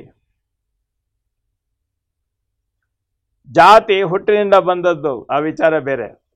ಆದರೆ ನೀತಿ ನಮ್ಮ ಸಾಧನೆಯ ಪಥ. ನೀತಿ ಸರಿಯಾಗಿದ್ರೆ ನೋಡಿ, ಅದಕ್ಕೋಸ್ಕರನೇ ನೀತಿವಂತನಾಗು ಅನ್ನೋ ಮಾತು ಹೇಳ್ತಾರೆ ನಮ್ಮ ಹಿರಿಯರು. ಸರ್ವಜ್ಞ ಹೇಳಿದ್ದನ್ನ ಆಗಲೇ ಹೇಳಿದೆ, ಜಾತಿಹೀನನ ಮನೆಯ ಜ್ಯೋತಿತಾಹೀನವೇ ಅಂತ ಅನ್ನೋಂಥ ಮಾತು ಹೇಳ್ತು. ಜಾನಪದದಲ್ಲೂ ಬರುತ್ತಲ್ಲ ನೀತಿಯ ಬಗ್ಗೆ ಬಹಳ ಚೆನ್ನಾಗಿ. ಹೌದು. ಆಮೇಲೆ ನಮ್ಮ ನಿಜಗುಣ ಶಿವಯೋಗಿ ಹೇಳ್ತಾರೆ, ನೀತಿ ವಿಧನಾಗು, ನೀತಿವಂತನಾಗು. ನೀತಿವಂತ ಅಂತ ಹೇಳಿದ್ರೆ ಅರಿವು ಆಚಾರಗಳನ್ನು ಸಂಗಮಿಸಿಕೊಂಡು ಪಾರದರ್ಶಕವಾದವನು ನೀತಿವಂತ. ಹಾಗಾದ್ರೆ ಈಗ ಮನುಷ್ಯ ಕುಲಕ್ಕೆ ಒಂದೇ ನೀತಿ ಇರಬೇಕಲ್ಲ? ಅಲ್ಲ, ನೀತಿ ಆಚರಣೆ, ಅದು ಆಚರಣೆ ಒಂದೇ ಇರಬೇಕಲ್ಲ? ಅಲ್ಲ ನೋಡಿ, ಈಗ ನಾನು ತೆಗೆದುಕೊಂಡಂಥ ಎತ್ತರ, ನೀವು ತೆಗೆದುಕೊಂಡಂಥ ಎತ್ತರಗಳಲ್ಲಿ ಸ್ವಲ್ಪ ವ್ಯತ್ಯಾಸ ಇರ್ಬೋದು, ಆದರೆ ಮಾರ್ಗ ಮಾತ್ರ ಒಂದೇ. ಅದು ಮಾರ್ಗ ಒಂದೇನೆ. ಅಲ್ಲಿ ನೀವು ಚಾತುರ್ವರ್ಣ ಒಂದು ಮೀಯನ್ನು ಕಿತಾಪತಿ ಮಾಡಿ, ಅಲ್ಲ ನೋಡಿ, ಅದನ್ನು ಒಂದು ಹೇಳ್ತೇನೆ. ನಮ್ಮ ಅಜ್ಞಾನದ ಪರಿಣಾಮ ಆಯ್ತು. ಕೃಷ್ಣ ಚಾತುರ್ವರ್ಣ್ಯ ಮಯಾ ಸೃಷ್ಟಂ ಅಂತ ಹೇಳ್ಬಿಟ್ಟ ಚಾತುರ್ವರ್ಣ್ಯ ಮಾಡಾಕ್ಬಿಟ್ಟ ಅಂತ ಗದ್ದಲ ಹಾಕ್ತೀವಿ ನಾವು ಬೇಕಾದಷ್ಟು. ಅವನು ಹೇಳಿರೋದು ಒಂದು ಸಾಲ ಪೂರ್ತಿ ಅರ್ಥ ಮಾಡ್ಕೊಳ್ಳಿ ಸರ್. ಚಾತುರ್ವರ್ಣಂ ಮಯಾ ಸೃಷ್ಟಂ, 4 ವರ್ಣಗಳನ್ನು ನಾನು ಮಾಡಿದೆ. ಹುಟ್ಟಿನಿಂದ ಅಲ್ಲ, ಗುಣ ಕರ್ಮ ವಿಭಾಗಶಃ ಅಂದ. ಅವನ ಗುಣ, ಅವನ ಆಚರಣೆ, ಇವುಗಳಿಂದ ಅದು ಆಗ್ತದೆ. ಈಗ ಇವತ್ತು ನಡೀತಾ ಇರೋದು ಅದೇನೆ. ನಾನು LLB ಓದಿದ್ದೇನೆ, ನಾನು ವಕೀಲ. ನೀವು ಏನಂತ ಕರಿತೀರಿ ನನ್ನ? ವಕೀಲರು. ಗುಣ ಕರ್ಮ. ನಾನು ಡಾಕ್ಟರ್, ಗುಣ ಕರ್ಮ, ಇವೆರಡರಿಂದಲೇ ನಾನು ಡಾಕ್ಟರ್ ಆಗಿದ್ದು. ಹೌದು. ಒಬ್ಬ ರಾಜಕಾರಣಿ, ಗುಣ ಕರ್ಮದಿಂದ ಅವನು ರಾಜಕಾರಣಿಯಾಗಿದ್ದು. ಗುಣಕರ್ಮಗಳಿಂದ ನಾವು ವಿಭಾಗ ಮಾಡ್ತಾ ಇಲ್ವಾ ಇವತ್ತು? ಮಾಡ್ತಾ ಇದ್ದೀವಿ. ಅವತ್ತಿದ್ದಿದ್ದು 4. ಬ್ರಾಹ್ಮಣ ಅಂತಂದ್ರೆ ವಿದ್ಯಾವಂತ, ಪಾಠ ಹೇಳುವವ, ಸಾತ್ವಿಕ ಸ್ವಭಾವದವನು ಅಂತ. ಕ್ಷತ್ರಿಯ ಸ್ವಲ್ಪ ಜೋಶ್ ಇಟ್ಟುಕೊಂಡು ತನ್ನ ಲೆಕ್ಕಾಚಾರದಲ್ಲಿ ತಾನು ವಿಶೇಷವಾದಂಥ ರೀತಿಯಲ್ಲಿ ಆಕ್ರಮಣಕಾರಿ ಗುಣವುಳ್ಳವನು ಅಂತ ಅನ್ನುವಂಥ ಲೆಕ್ಕ ಇಟ್ಕೊಳ್ಳಿ. ವ್ಯವಹಾರ ಸಂಪನ್ನ, ಯಾರ ಮನಸ್ಸು ಹೇಗಿದೆ ಅಂತ ನೋಡಿ ತನ್ನ ವಾಣಿಜ್ಯ ವೃದ್ಧಿಯನ್ನು ಹೆಚ್ಚಿಸಿಕೊಳ್ಳುವವನು ವೈಶ್ಯ. ಇವೆಲ್ಲ ಏನು ಬೇಕಾಗಿಲ್ಲ, ನಾನು ಚೆನ್ನಾಗಿ ಅದು ಎಲ್ಲ ಕೆಲಸ ಮಾಡ್ಕೊಂಡಿರ್ತೇನೆ ಅಂತ ಅನ್ನೋದು ಶೂದ್ರ. ಶೂದ್ರ ಅಂದ್ರೇನು? ಶುಚಿರ್ ದ್ರಾವಯತಿ ಇತಿ ಶೂದ್ರ. ತನ್ನ ಕೆಲಸದಿಂದ ಯಾವನು ಹೆಚ್ಚು ಬೆವರರಿಸ್ತಾನೆ ಅವನು ಶೂದ್ರ. ಇದನ್ನ ಗುಣಕರ್ಮಗಳ ವಿಭಾಗದಿಂದ ಈ 4 ಸಮೂಹವನ್ನು ಮಾಡಿದ್ದೇನೆ ಅಂತ ಹೇಳ್ದ. ಅದನ್ನೇನು ಮಾಡೋದು ಅಂದರೆ, ಈ ಶೂದ್ರ ಅಂತ ಅನ್ನುವಂಥ ಶಬ್ದ ತೆಗೆದುಕೊಂಡ್ಬಿಟ್ಟು ಅವನು ಅದಕ್ಕೆ ಅಲಿಪ್ತ ನಿರ್ಲಿಪ್ತ ಎಲ್ಲ ಸೇರಿಸ್ಕೊಂಡು ಅದನ್ನೆಲ್ಲ ಕುಲಗೆಡಿಸಿದ ವಿಚಾರ, ಅದು ದೊಡ್ಡ ವಿಚಾರ, ಅದಿರಲಿ. ಆದರೆ ಈ ಸ್ಪೃಶ್ಯ ಅಸ್ಪೃಶ್ಯ ಅನ್ನೋದು ಹೇಗೆ ಬಂತು ಗೊತ್ತೇನು? ಗೊತ್ತಿಲ್ಲ. ಈ ಸ್ಪೃಶ್ಯ ಅಸ್ಪೃಶ್ಯ ಅಂತ ಅನ್ನೋದು ಈ ಗುಂಪಿನಲ್ಲಿ ಬಂದದ್ದು ಹುಟ್ಟಿನಿಂದ. ಆಮೇಲೆ ಇವರು ಮಾಡಿದ್ದು ಯಾರು? ಪಂಡಿತರು ಮಾಡೋದಂಥ ವಿವೇಕ. ಸ್ಪೃಶ್ಯ ಅಸ್ಪೃಶ್ಯ ಅಂತಂದರೆ, ಈಗ ಒಬ್ಬ ರಾಜ ಸೋತವನನ್ನು ಬಹಿಷ್ಕಾರ ಆಗ್ತಾ ಇದ್ದ. ಇವನು ನೀರು ನೆರಳು ಏನು ಕೊಡಬಾರ್ದು. ಆಗಲೇ ಕರ್ಬಲ ಹೇಳಿದ್ರಲ್ಲ. ಅಲ್ಲ, ನೀರು ಅದು ಅವನನ್ನು ಕೊಲ್ಲಲಿಕ್ಕೋಸ್ಕರ ಮಾಡಿದಂತಹ ವ್ಯವಸ್ಥೆ ಅದು, ಅದಲ್ಲ. ಈಗ ನಾನು ಹೇಳ್ತೀನಿ, ನಿಮ್ಮನ್ನು ಸಂಪೂರ್ಣವಾಗಿ ಹಣಿಬೇಕು. ಅಲ್ಲಿ ಏನು ಮಾಡಬೇಕು? ನಿಮಗೆ ಜನಸಂಪರ್ಕ ತಪ್ಪಿಸ್ಬೇಕು ಮತ್ತು ನಿಮ್ಮನ್ನು ಯಾರು ಸಮಾಜದಲ್ಲಿ ಗುರುತಿಸಿದಾಗ ನೋಡಬೇಕು. ಅವನನ್ನು ಅಸ್ಪೃಶ್ಯ ಅಂದರು. ಈ ಅಸ್ಪೃಶ್ಯತೆಯನ್ನು ಜಾತಿ ಈ ವ್ಯವಸ್ಥೆಗಳಲ್ಲಿ ಹೇಗೆ ಬಂದು ಸೇರಿಕೊಳ್ತು ಅಂತ ಗೊತ್ತಾಗಲಿಲ್ಲ. ಇಂತಿಂಥ ಕಾಯಕದರು ಶೂದ್ರರಲ್ಲಿ ಶೂದ್ರ ಅನ್ನೋ ಒಂದು ಗುಂಪೇನು ಮಾಡಿದ್ರಲ್ಲ ಅದರಲ್ಲಿ 2 ಗುಂಪಾಯಿತು. ಶೂದ್ರರಲ್ಲಿ ಅಸ್ಪೃಶ್ಯರಾಗಿರೋದು ಒಂದು ಗುಂಪು, ಸ್ಪೃಶ್ಯರಾಗಿರೋದು ಒಂದು ಗುಂಪು. ನಮ್ಮ ಮನೆಗೆ ಬರ್ಬೋದು ಅಂತ ಅನ್ನೋದು ಒಂದು ಗುಂಪು, ಮನೆಯಿಂದ ಆಚೆ ನಿಂತ್ಕೊಳ್ಳೋದು ಒಂದು ಗುಂಪು. ಹೇಗೆ ಈ ವಿಭಾಗಗಳು ಮನುಷ್ಯನ ಅಲ್ಪಜ್ಞಾನದಿಂದ ಅವಿವೇಕದಿಂದ ಸೃಷ್ಟಿಯಾದದ್ದು. ಇದನ್ನೇ ಹೊರಹಾಕೋಲಿಕ್ಕೋಸ್ಕರ ಅಪ್ಪ ಬಸವಣ್ಣ ಹೇಳಿದ್ದು. ನಾನು ಆಗಲೇ ಹೇಳಿದ್ನಲ್ಲ ವಚನ. ನಾನು ಹಾರುವನೆಂದರೆ ಕೂಡಲ ಸಂಗಮ ದೇವ ನಗುವನಯ್ಯ. ವೃತ್ತಿಯಿಂದ ಬಂದದ್ದು ಅದು. ಆ ವೃತ್ತಿಯ ಸಮೂಹವನ್ನು ಇವತ್ತು ನಾನು ಹೇಳ್ತೇನೆ. ಇವತ್ತು ಏನಾಗಿದೆ ಅಂತಂದ್ರೆ ಈಗ ವಿದ್ಯಾಭ್ಯಾಸದ ವ್ಯವಸ್ಥೆ ಲಿಬರಲ್ ಆಗಿಬಿಟ್ಟಿದೆ. ಲಿಬರಲ್ ಆಗಿದೆ. ಎಲ್ಲರೂ ಎಲ್ಲದನ್ನು ಕಲಿಯೋದಕ್ಕೆ ಅವಕಾಶ ಇದೆ. ಆದ್ರಿಂದ ನಾನೊಂದು ಕಾಲೇಜ್ ಸೇರ್ಕೊಳ್ತೀನಿ. ನಾನು 4 ಜನ ಅಣ್ತಮ್ಮದಿರಿದ್ದಾರೆ. ಒಬ್ಬ ಕಾಲೇಜ್ ಸೇರ್ಕೊಂಡು ಒಬ್ಬ ಸೈನ್ಸ್ಗೆ ಹೋಗ್ತಾನೆ, ಒಬ್ಬ ಚರಿತ್ರೆಗೆ ಹೋಗ್ತಾನೆ, ಒಬ್ಬ ಇತಿಹಾಸಕ್ಕೆ ಹೋಗ್ತಾನೆ, ಬೇರೆ ಬೇರೆ ಕಲಿತಾರೆ. ಅದವ್ರವ್ರ ಲೆಕ್ಕ. ಹಿಂದೆ ಆ ರೀತಿ ಇರಲಿಲ್ವಲ್ಲ.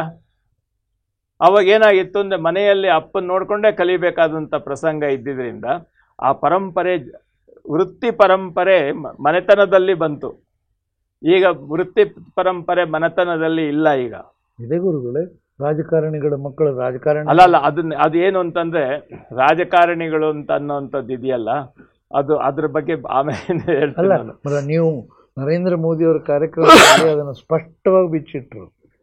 ರಾಜಕಾರಣದ ಬಗ್ಗೆ, ರಾಜಕಾರಣದ ಮನೆತನಗಳ ಬಗ್ಗೆ. ಅದೇ ಮತ್ತೆ ತಾವು ಹೇಳ್ತಾ ಇರೋದು.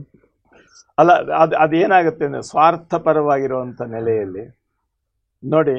ಹಾಗಾದ್ರೆ ಚಪ್ಪಲಿ ಒಲಿಯೋನ ಒಂದು ಮನೆತನ ಇವತ್ತು ಇದೆಯಾ?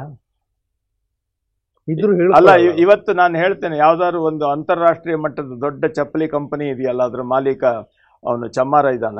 ಇಲ್ಲ, ಅವನೆಲ್ಲೋ ಹಾರ್ವರ್ಡ್ ಅಲ್ಲಿ. ಅಲ್ಲಿ ಒಬ್ಬ ದೊಡ್ಡ ಯಾರು ಅತ್ಯಂತ ಶ್ರೇಷ್ಠ ಜನಾಂಗದವನೇ ಅದರ ನಾಯಕನಾಗಿರ್ತಾನೆ. ಎಲ್ಲ ಹಾಗೇನೆ. ಆದ್ರಿಂದ ಇವತ್ತು ಅವುಗಳನ್ನ ಇಟ್ಟುಕೊಂಡು ತರತಮ ಭಾವವನ್ನು ಮಾಡಿ ಮೇಲು ಕೀಳು ಅಂತ ಮಾಡೋದಿದೆಯಲ್ಲ, ಇದು ಅಜ್ಞಾನದ ಅಹಂಕಾರದ ಪ್ರತೀಕ. ಪರಮಾಧಿ ಅದನ್ನ ಕಿತ್ತಾಕಬೇಕು. ಇದನ್ನ ಅಪ್ಪ ಬಸವಣ್ಣ ಪ್ರಾರಂಭ ಮಾಡಿದ್ರು. ಹಾಗಾದ್ರೆ ನಮ್ಮ ಬಂಡವಾಳ ಹೇಗೆ ಸರ್? ಅಲ್ಲ, ನಾನು ಬ್ರಾಹ್ಮಣ ಅನ್ಸ್ಕೊಂಡು ನೀವೆಲ್ಲ ದುಡಿದು ನನಗೆ ತಂದು ಕೊಡಬೇಕು ಅಂತ ಯೋಚನೆ ಮಾಡ್ತಾ ಇದ್ದೀರಿ. ನಾನು ಗುರುಗಳು, ನೀವೆಲ್ಲ ದುಡಿದಿದ್ದ ಕಾಣಿಕೆ ನನಗೆ ಕೊಡಬೇಕು. ಯಾಕೆಂದ್ರೆ ಜಂಗಮಕ್ಕೆ ಧನವನ್ನ ಕೊಡಬೇಕು ಅಂತ ಅದೊಂದು ತಪ್ಪು ಕಲ್ಪನೆ. ತನು ಮನ ಧನ ನೋಡಿ, ಬುದ್ಧಿವಂತಿಕೆಯಿಂದ ಹೇಗೆ ಇದು ದಿಶಾಬೋಲು ಮಾಡ್ತಾರೆ, ದಾರಿ ತಪ್ಪಿಸುವಂತ ವಿಚಾರ. ನಾನು ಹೇಳಿದೆ ಮೊನ್ನೆ ಓದ್ಸರಿನು. ತನು ಸ್ಥೂಲ, ಹೌದು, ಮನ ಸೂಕ್ಷ್ಮ, ಧನ ಹೇಗಾಗತ್ತಲ್ಲಿ ಮುಂದೆ ಸ್ಥೂಲ ಸೂಕ್ಷ್ಮ ಕಾರಣ. ಅದು ನಮ್ಮ ಅಂತರಂಗದಲ್ಲಿ ಇರ್ತಕ್ಕಂಥ ಸಂಕಲ್ಪ ಶಕ್ತಿಯಾಗಿ ನಿಲ್ಲಬೇಕು ಪ್ರಜ್ಞಾ ನೆಲೆಯಲ್ಲಿ. ಆದ್ರೆ ಅದನ್ನ ಧನ ಅಂತ ಮಾಡಿದ್ವಿ. ಯಾಕೆ? ನಮಗೆ ಸೂಟ್ ಆಯ್ತು. ನೋಡಿ, ಮೊದಲೇನಿತ್ತು, ತನುವನ್ನ ಗುರುವಿಗೆ. ಗುರು ಅಂದ್ರೆ ಅರಿವಿಗೆ. ನೀನು ಹೋಗುವಂತ ದಾರಿ ಪ್ರತಿಯೊಂದು ನೋಡಿ ಹೆಜ್ಜೆ ಇಟ್ಕೊಂಡು ಹೋಗ್ಬೇಕು. ತನುವನ್ನ ಗುರುವಿಗೆ, ಮನವನ್ನ ಲಿಂಗಕ್ಕೆ. ಲಿಂಗ ಅಂತ ಹೇಳಿದ್ರೆ ಜಗವನ್ನೊಳಗೊಂಡ ಲಿಂಗ. ನಮ್ಮ ಶರಣರು ಹೇಳುವಂತ ಮಾತು. ಲಿಂಗವೆಂದರೆ ಅನಂತದ ಹೆಸರು ಅಂತ ಹೇಳಿದ್ರೆ ನಿನ್ನ ಮನಸ್ಸು ಸಂಪೂರ್ಣವಾಗಿ ಆ ದೈವಿ ಕಳೆಯ ಸೂಕ್ಷ್ಮ ಪ್ರಜ್ಞೆಯ ನೆಲೆಯಲ್ಲಿ ನಿನ್ನ ಮನಸ್ಸು ಕೇಂದ್ರೀಕೃತವಾಗಬೇಕು. ಇನ್ನೊಂದು ಸ್ವಲ್ಪ ಹೇಳಿ ಗುರುಗಳೇ. ಜನ ಏನ್ ತಿಳ್ಕೊಂಡು ಲಿಂಗ ಅಂದ್ರೆ ಲಿಂಗಾಯ್ತರದು ಹಿಂಗ್ ತಿಳ್ಕೊಂಡು. ಸರ್ ನೋಡಿ, ಲಿಂಗ ಅಂತ ಅನ್ನುವಂಥ ಶಬ್ದಕ್ಕೆ ಶರಣರು ಹೇಳುವಂಥದ್ದು ಅಗಮ್ಯ, ಅಗೋಚರ, ಅಪ್ರತಿಮ ಅಂತ ನಾವು ಅಪ್ಪ ಬಸವಣ್ಣವ್ರು ಹೇಳಿದ್ರು. ಹೌದು. ಇನ್ನೊಬ್ಬ ಶರಣರು ಹೇಳಿದ್ರು ಜಗವನ್ನೊಳಗೊಂಡ ಲಿಂಗ ಅಂದ್ರು. ಅಂದ್ರೆ ಈ ಜಗತ್ತಿನಲ್ಲಿರ್ತಕ್ಕಂಥ ಎಲ್ಲ ಸೂಕ್ಷ್ಮವಾಗಿರ್ತಕ್ಕಂಥ ಚೈತನ್ಯ ಶಕ್ತಿಯ ಸಾಂದ್ರತೆಯೇ ಲಿಂಗ. ಚೈತನ್ಯ ಶಕ್ತಿಯ ಸಾಂದ್ರತೆ, ಅಖಂಡ ಚೈತನ್ಯಾತ್ಮಕ ಶಕ್ತಿಯ ಎಲ್ಲವೂ ಅಲ್ಲಿ ನೋಡಿ. ಸೂರ್ಯನ ಬೆಳಕು ಎಲ್ಲ ಕಡೆ ಇದೆ, ಎಲ್ಲ ಕಡೆ ಸೂರ್ಯನ ಬೆಳಕಿದೆ. ಯಾಕೆ ಬೆಂಕಿ ಹತ್ಕೊಂಡು ಉರಿಯಲ್ಲ?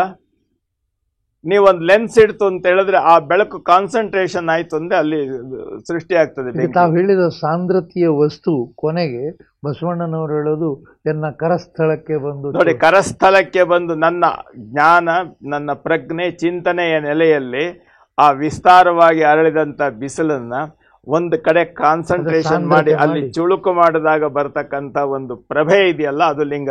ಅದು ನಿರಾಕಾರ ಮಾಡಿಬಿಟ್ರು. ಅದು ನಿರಾಕಾರವೇ, ಜಗವನ್ನೊಳಗೊಂಡ ಲಿಂಗ. ಲಿಂಗವೆಂಬುದು ಅನಂತದ ಹೆಸರು ಅಂತ ಶರಣರು ಹೇಳ್ತಾರೆ. ನಾವೇನು ನೋಡಿ, ಸಂಸ್ಕೃತದಲ್ಲೂ ಹೇಳೋದೇನು ಅಂತಂದ್ರೆ ಲೀನಂ ಗಮಯತಿ ಇತಿ ಲಿಂಗಂ ಅಂತ. ಅಂದ್ರೆ ನಿರಾಕಾರವಾದದ್ದನ್ನ ಸಾಕಾರಗೊಳಿಸಿಕೊಡುವಂತಹ ಒಂದು ತತ್ವ ಅಂತ.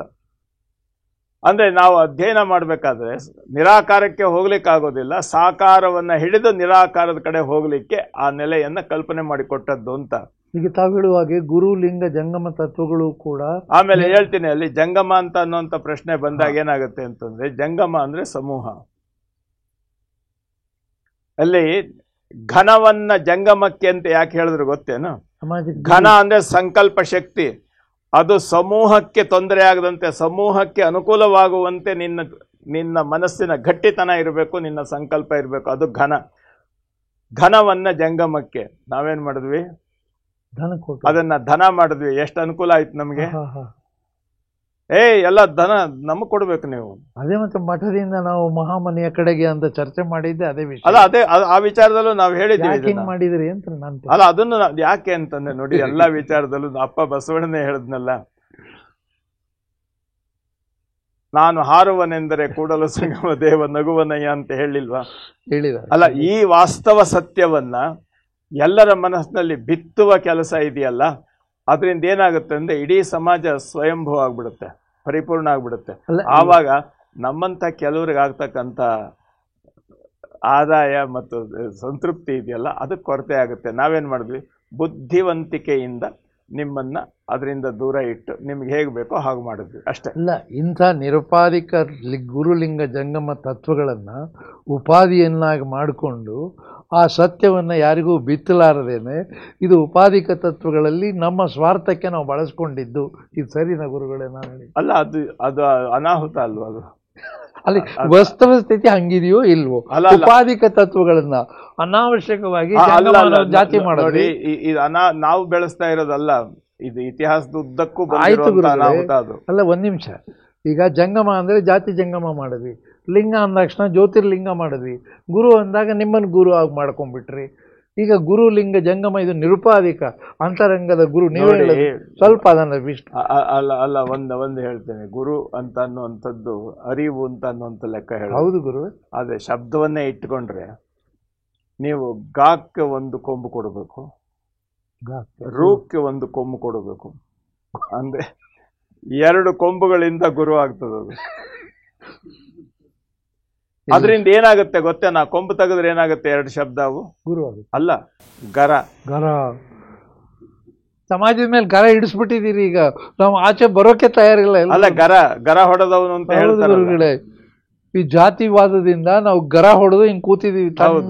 ಅದಕ್ಕೆ ಅನುಕೂಲವಾದಂತ ರೀತಿಯಲ್ಲಿ ಆ ಗರ ಹೊಡೆದವರನ್ನ ನಮ್ಮ ಸ್ವಾರ್ಥಕ್ಕೆ ಹೆಂಗ್ ಉಪಯೋಗಿಸ್ಕೊಳ್ಬೇಕು ಅಂತ ಹೇಳಿ ತನ್ನ ಬುದ್ಧಿವಂತಿಕೆಯಿಂದ ತನ್ನ ಅಹಂಕಾರ ಮಮಕಾರಗಳೆಂಬ 2 ಕೊಂಬುಗಳನ್ನು ಇಟ್ಟುಕೊಂಡು ಬಂದವರನ್ನ ನಾವು ಗುರು ಅಂತ ಹೇಳಿದ್ರೆ ಹೆಂಗೆ? ಗುರು ಗರ ಹೊಡೆದವರನ್ನು ನುಡಿಸಲಾಗದು ವಚನ. ಹೌದು, ಹಂಗೆ ಆಗಿದೆ ಸ್ಥಿತಿ ಈಗ. ಗುರುಗಳನ್ನ ಯಾರು ಆ ಗರ ತೆಗೆದು ಪಕ್ಕಕ್ಕಿಡಿ. ಅದಕ್ಕೇನ್ ಮಾಡ್ಬೇಕು? ಬಡತನವೆಂಬ ಮಂತ್ರವಾದಿ ಬರಲು ಒಡನೆ ನುಡಿವರು ಅಂತ ಹೇಳ್ತಾರಲ್ಲ, ಅಲ್ಲಿ ಬಡತನ ಅಂದ್ರೆ ಏನು ಅಂತಂದ್ರೆ ದುಡ್ಡಿನ ಬಡತನ, ಅಧಿಕಾರದ ಬಡತನ ಅಲ್ಲ.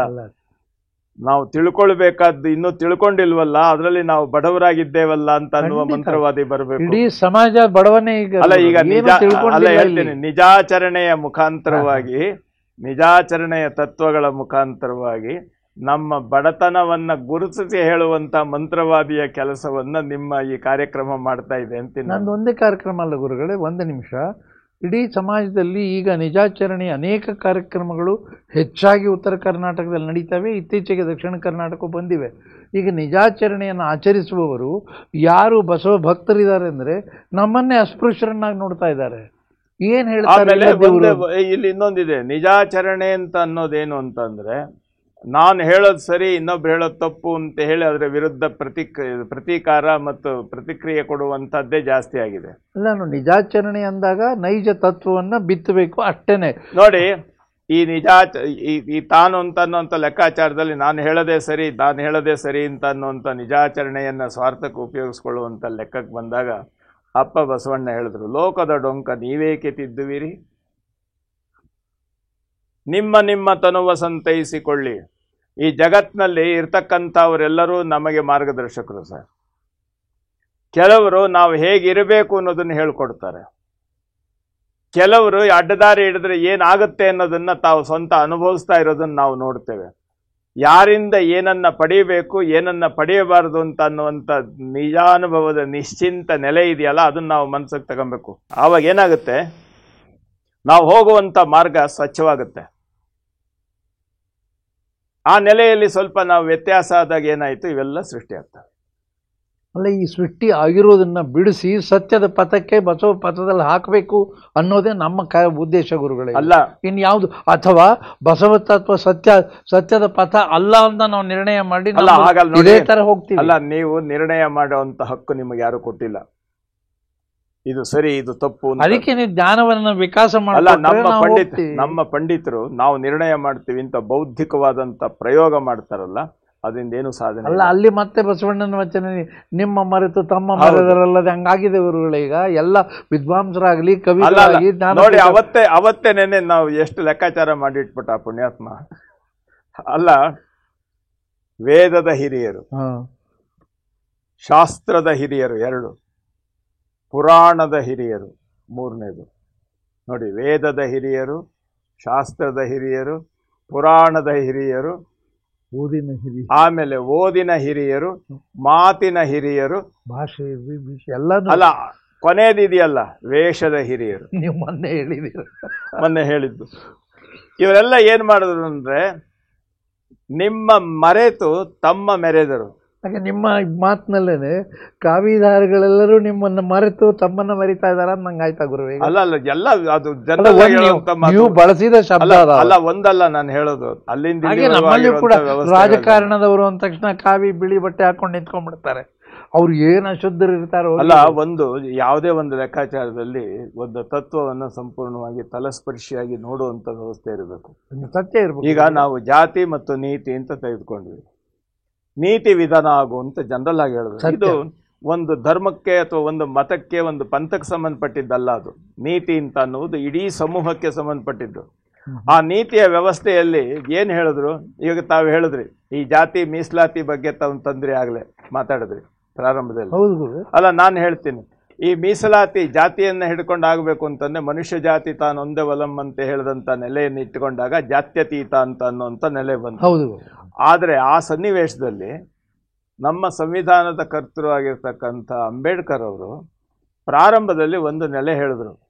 ಏನು ಅಂತ ಹೇಳಿದ್ರೆ, ನಮ್ಮ ಸಮೂಹ ಎಲ್ಲವೂ ಸಹ ಸಮಾನತೆಯ ನೆಲೆಯಲ್ಲಿ ಎಲ್ಲರೂ ಸಮಾನ ಲೆಕ್ಕದಲ್ಲಿ ಇಲ್ಲ. ಕೆಲವರು ಅಜ್ಞಾನಿಗಳಿದ್ದಾರೆ, ಅಂಧಕಾರದಲ್ಲಿದ್ದಾರೆ, ಅವರು ಉಪೇಕ್ಷಿತರಿದ್ದಾರೆ. ಅಂಥವ್ರನ್ನ ನಾವು ಆ ಮಟ್ಟಕ್ಕೆ ವಿದ್ಯಾವಂತರಾಗಿ ಬರುವವರೆಗೆ ಅವ್ರಿಗೆ ವ್ಯವಸ್ಥೆ ಮಾಡೋದಕ್ಕೋಸ್ಕರ ಈ ಮೀಸಲಾತಿ ಅಂತ ಅನ್ನೋದನ್ನ ಬ್ಯಾಕ್ವರ್ಡ್ ಕ್ಲಾಸ್ಗೆ 10 ವರ್ಷ ಅಂತ ಅವ್ರು ಕೊಟ್ಟರು ಸಂವಿಧಾನ.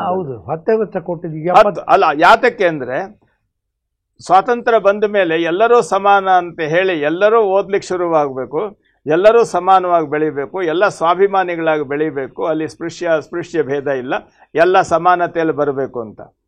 ಆದರೆ ಮುಂದೆ ಬಂದಂಥ ನಮ್ಮ ರಾಜಕಾರಣಿಗಳು ಏನು ಮಾಡಿದ್ರು, ಆ ಮೀಸಲಾತಿಯನ್ನ ಯಾರು ಅನುಸರಿಸಿಕೊಂಡು ಸ್ವಲ್ಪ ಅವರು ತಮ್ಮ ಬೆಳವಣಿಗೆಗೆ ಪ್ರಯತ್ನ ಮಾಡ್ತಾ ಇದ್ರು, ಅವರಿಗೆ ರಿಲ್ಯಾಕ್ಸ್ ಕೊಟ್ರು, ಹಕ್ಕು ಕೊಟ್ಬಿಟ್ರು. ಅಲ್ಲ, ರಿಲ್ಯಾಕ್ಸ್ ಕೊಟ್ರು. ಫಸ್ಟ್ ಇನ್ನೊಂದು 10 ವರ್ಷ ಮುಂದಕ್ಕೆ ತಗೊಂಡ್ರೆ ತಪ್ಪದ್ವಿ. ಆವಾಗ ಏನಾಯ್ತು, ಓಹೋ ಇದನ್ನ ಜಾಸ್ತಿ ಮಾಡ್ಬೋದು ಅಂತ. ಆವಾಗ ಏನಾಯ್ತು, ಬಂದವರೆಲ್ಲರೂ ಸಹ ಅದನ್ನ ಇಟ್ಕೊಂಡು ಕೂತ್ಕೊಂಡು ನಾವೇನ್ ಬೇಕಾದ್ರೂ ಮಾಡ್ಬೋದು ಅಂತ. ಹಸಿದವರ ಗುಂಪಿನಲ್ಲಿ, ಹಸಿದವರ ಪರಂಪರೆಯಲ್ಲಿ ನಾವು ಬಂದಿದ್ದೇವೆ ಅಂತ ಹೇಳಿ ರಾಜಕಾರಣದಲ್ಲಿ 30 ವರ್ಷ 40 ವರ್ಷ ಉಂಡವರು ಸಹ ಮತ್ತೆ ಪ್ರಯಾರಿಟಿ ಅಂತಂದ್ರೆ ಹಸಿದವ್ರ ಗುಂಪಿನಲ್ಲೇ ಹೋಗಿ ನಿಂತ್ಕೊಳ್ತಾರಲ್ಲ. ಯಾಕೆ ಇವತ್ತಿಗೂ ನಿಲ್ತಾರೆ? ಈ ಪ್ರಶ್ನೆ ಇದೆಯಲ್ಲ, ಇದು ನೋಡಿ, ಒಂದು ತತ್ವ ನೀತಿ ಬಂದಂತದ್ದನ್ನ, ಆ ನೀತಿಯನ್ನ ಯಾವ ರೀತಿ ಅನೀತಿಯಾಗಿ ಪರಿವರ್ತನೆ ಆಯಿತು. ನೀವು ಹೇಳಿದ್ರೆ ಜಾತ್ಯತೀತ ನೋಡಿ, ಮಾನವ ಕುಲಂ ತಾನೊಂದೇ ವಲಂ, ಜಾತ್ಯತೀತ ನಮ್ಮ ಸಂವಿಧಾನ ಇದೆಯಲ್ಲ, ಅದ್ಭುತವಾದದ್ದು. ಖಂಡಿತ ಗುರುಗಳೇ, ನಮ್ಮ ಸಂವಿಧಾನ. ಆದ್ರೆ ಒಂದು ಹೇಳ್ತೀನಿ, ಒಂದು ಹೇಳ್ತೀನಿ, ನಮ್ಮ ನಾಯಕರುಗಳು ಈ ಜ್ಞಾನ ಎಲ್ಲರಿಗೂ ತಲುಪಬಾರದು ಅಂತ ಅನ್ನುವಂಥ ಮನಸ್ಸಿನಲ್ಲಿ ಇಟ್ಟುಕೊಂಡು ಅದಕ್ಕೆ ತಕ್ಕಂತೆ ವ್ಯವಸ್ಥೆ ಮಾಡಿದ್ರು. ಉದಾಹರಣೆಗೆ ನಾನು ಹೇಳ್ತೇನೆ, ಸ್ವಾತಂತ್ರ್ಯ ಬಂದು 75 ವರ್ಷ ಆಯಿತು. ಹೌದು ಗುರು. ಸಂವಿಧಾನ ಬಂದ ಮೇಲೆ ಆ ಸಂವಿಧಾನದ ತಿಳುವಳಿಕೆ ಎಲ್ಲರಿಗೂ ಬರ್ಬೇಕು ತಾನೆ? ಬರಲೇಬೇಕು. ಹಾಗಾದ್ರೆ ನಮ್ಮ middle school, high school, college text ಬುಕ್ಗಳಲ್ಲಿ ಸಂವಿಧಾನದ ಬಗ್ಗೆ ಪಾಠ ಎಲ್ಲಿದೆ? ನನಗೂ ಗೊತ್ತಿಲ್ಲ. ಇಲ್ಲ.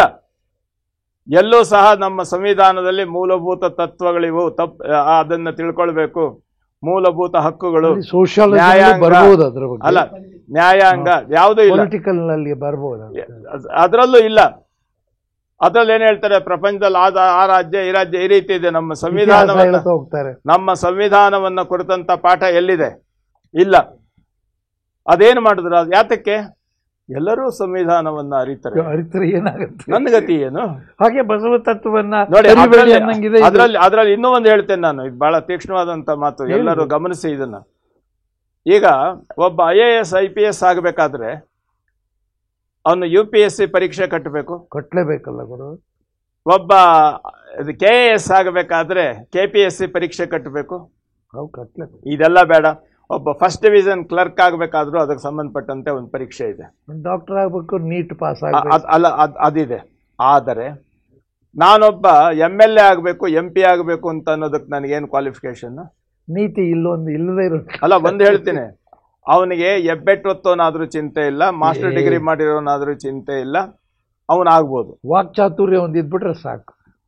ಅಲ್ಲ, ಅದು ವಾಕ್ಚಾತುರ್ಯನೂ ಅಲ್ಲ, ಅದ್ರ ಬಗ್ಗೆ ಇನ್ನೊಂದು, ಅದು ಬೇಡ, ಮುಂದಕ್ಕೆ ಮಾಡೋಣ. ಆ ಲೆಕ್ಕದಲ್ಲಿ ನಾನು ಹೇಳೋದೇನು, ಒಂದು ಕೆಲಸ ಮಾಡಿ. ಆಮೇಲೆ ಪ್ರಜಾಪ್ರಭುತ್ವ ಅಂದ್ರೇನು, ರಾಜಪ್ರಭುತ್ವ ಅಂದ್ರೇನು? ರಾಜಪ್ರಭುತ್ವ ಅಂತ ಹೇಳಿದ್ರೆ ರಾಜ ತನ್ನ ರಾಜ್ಯವನ್ನ ಕಾಪಾಡ್ಕೊಳ್ಳೋದಕ್ಕೆ 24 ಗಂಟೆ ಬಿಸಿಯಾಗಿರ್ತಿತ್ತು ಅವನ ತಲೆ. 100 ಹಿಂಗೆ ಇರ್ತಿದ್ದ ಅವನು, ಎಲ್ಲರ ಹಿತಕ್ಕಾಗಿ. ಜನ ಹೆದರೋರು ಅವನಿಗೆ. ಅದು ಜನ ಹೆದರೋದಿರ್ಲಿ, ಆ ಜನ ನನ್ನ ಹಿಂದೆ ಇರಬೇಕು, ಇಲ್ಲಾಂದ್ರೆ ಕ್ರಾಂತಿ ಆಗ್ತದೆ, ಆಗುತ್ತೆ. ಆ ಲೆಕ್ಕದಲ್ಲಿ ಒದ್ದಾಡ್ತಿದ್ದ ಅವನು. ಹೌದೌದು, ತನ್ನ ಆಧಿಪತ್ಯಕ್ಕೆ. ಮತ್ತೆ ಪ್ರಜಾಪ್ರಭುತ್ವ ಅಂತ ಹೇಳಿದ್ರೇನು? ಪ್ರಜೆಗಳ ಅಲ್ಲ, ಪ್ರಜೆಗಳೆಲ್ಲರೂ ರಾಜನಷ್ಟೇ ಎಚ್ಚರಗೊಂಡಿರ್ಬೇಕು ಅಂತ. ಅಂದ್ರೆ ಪ್ರಭುದೇವರು ಹೇಳ್ತಾರೆ ನೋಡಿ, ಪ್ರಜಾಪ್ರಭುತ್ವದ ಮೂಲ ಲಕ್ಷಣನೇ ಈ ವಚನ ಅಂತ ಹೇಳ್ತೀನಿ ನಾನು. ಹರಿವ ನದಿಗೆ ಮೈಯೆಲ್ಲ ಕಾಲು, ಬೀಸುವ ಗಾಳಿಗೆ ಮೈಯೆಲ್ಲ ಕೈ, ಉರಿವ ಅಗ್ನಿಗೆ ಮೈಯೆಲ್ಲ ನಾಲಿಗೆ, ಗುಹೇಶ್ವರ ನಿಮ್ಮ ಶರಣರು ಸರ್ವಾಂಗ ಲಿಂಗಿಗಳು. ಅಂದರೆ ಪ್ರಜಾಪ್ರಭುತ್ವದ ನೆಲೆಯಲ್ಲಿ ಎಲ್ಲರೂ ಸಂಪೂರ್ಣವಾಗಿ ಎಚ್ಚರಗೊಂಡಿದ್ದವರು ಅಂತ.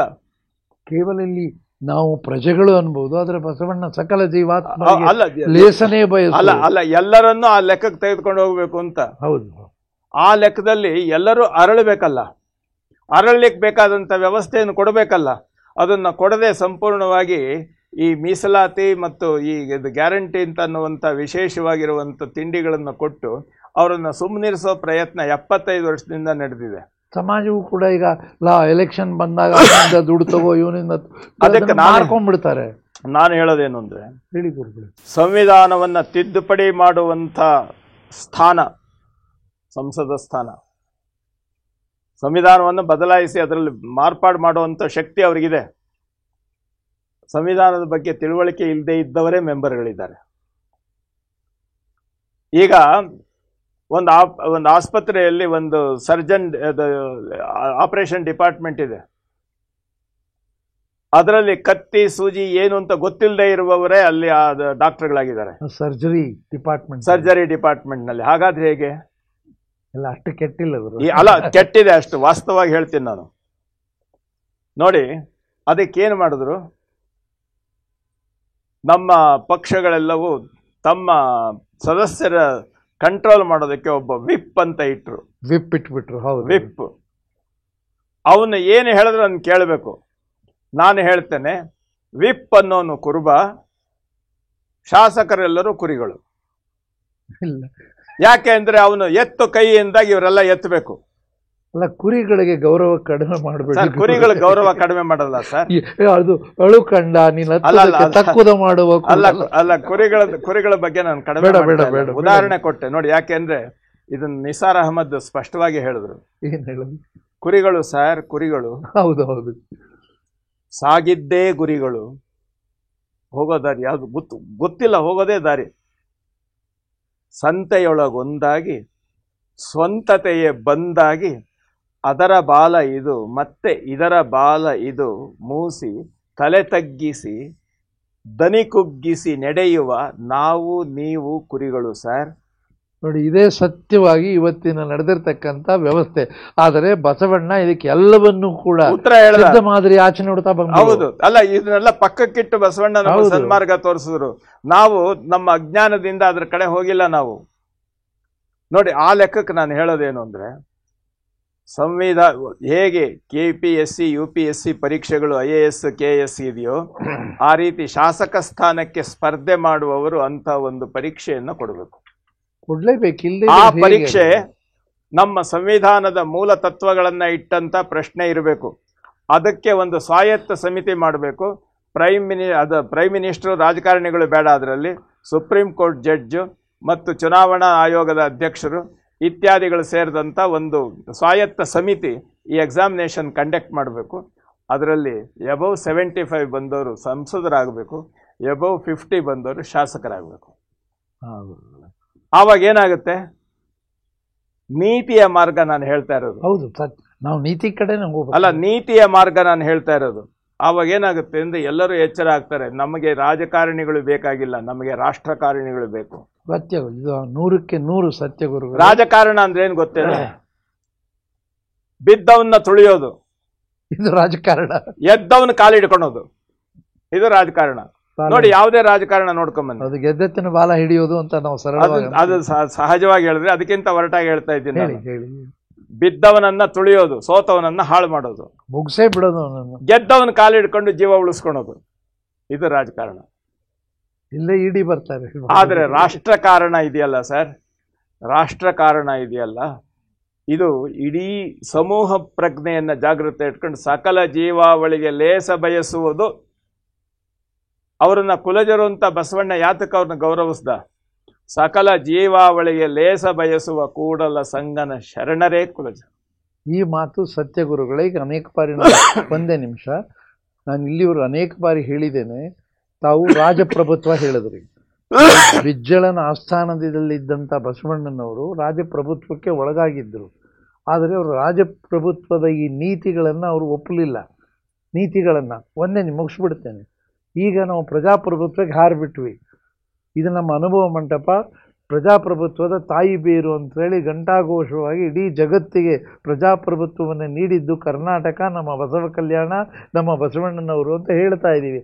ಆದರೆ ಮೂಲತಃ ಅವರು ಪ್ರಜಾಪ್ರಭುತ್ವ ಸಾಂದರ್ಭಿಕವಾಗಿ ಎಲ್ಲರನ್ನ ಸಮಷ್ಟಿಯಾಗಿ ನೋಡೋದಕ್ಕಾಗಿ ಹೇಳಿದ್ದು ಅಷ್ಟೇನೆ. ಆದರೆ ಅದು ಪ್ರಜ್ಞಾಪ್ರಭುತ್ವ ಇರೋದನ್ನು ಮರೆತು ಬಿಟ್ವಿ. ಈ ಪ್ರಜ್ಞಾಪ್ರಭುತ್ವವನ್ನು ಜಾಗೃತ ಮಾಡಬೇಕಾದ್ರೆ ಈ ವಚನಗಳಲ್ಲಿ ಈ ತತ್ವಗಳನ್ನು ಬಿಡಿಸೋದಲ್ಲದೆ ಬದುಕಿನಲ್ಲಿ ಪ್ರಜ್ಞಾಪ್ರಭುತ್ವವನ್ನು ಜಾಗೃತ ಮಾಡಬೇಕಾದ್ರೆ ಈ ನಿಜಾಚರಣೆಗಳು, ಬಸವ ತತ್ವಗಳ ನಿಜಾಚರಣೆಗಳು ಒಂದಲ್ಲ ಎರಡಗಳು. ಇದನ್ನು ಹಾಗೆ ಚರ್ಚೆ ಮುಂದುವರಿಸೋದಾದರೆ, ದಯೆಯೇ ಧರ್ಮದ ಮೂಲವಯ್ಯ, ಸಕಲ ಜೀವಾತ್ಮರಿಗೆ ಲೇಸನೆ ಬಯಸು, ಕಾಯಕವೇ ಕೈಲಾಸ, ದೇಹವೇ ದೇಗುಲ, ಭಕ್ತ ದೇಹಿಕ ದೇವ, ದೇವನೊಬ್ಬ ನಾಮ ಹಲವು.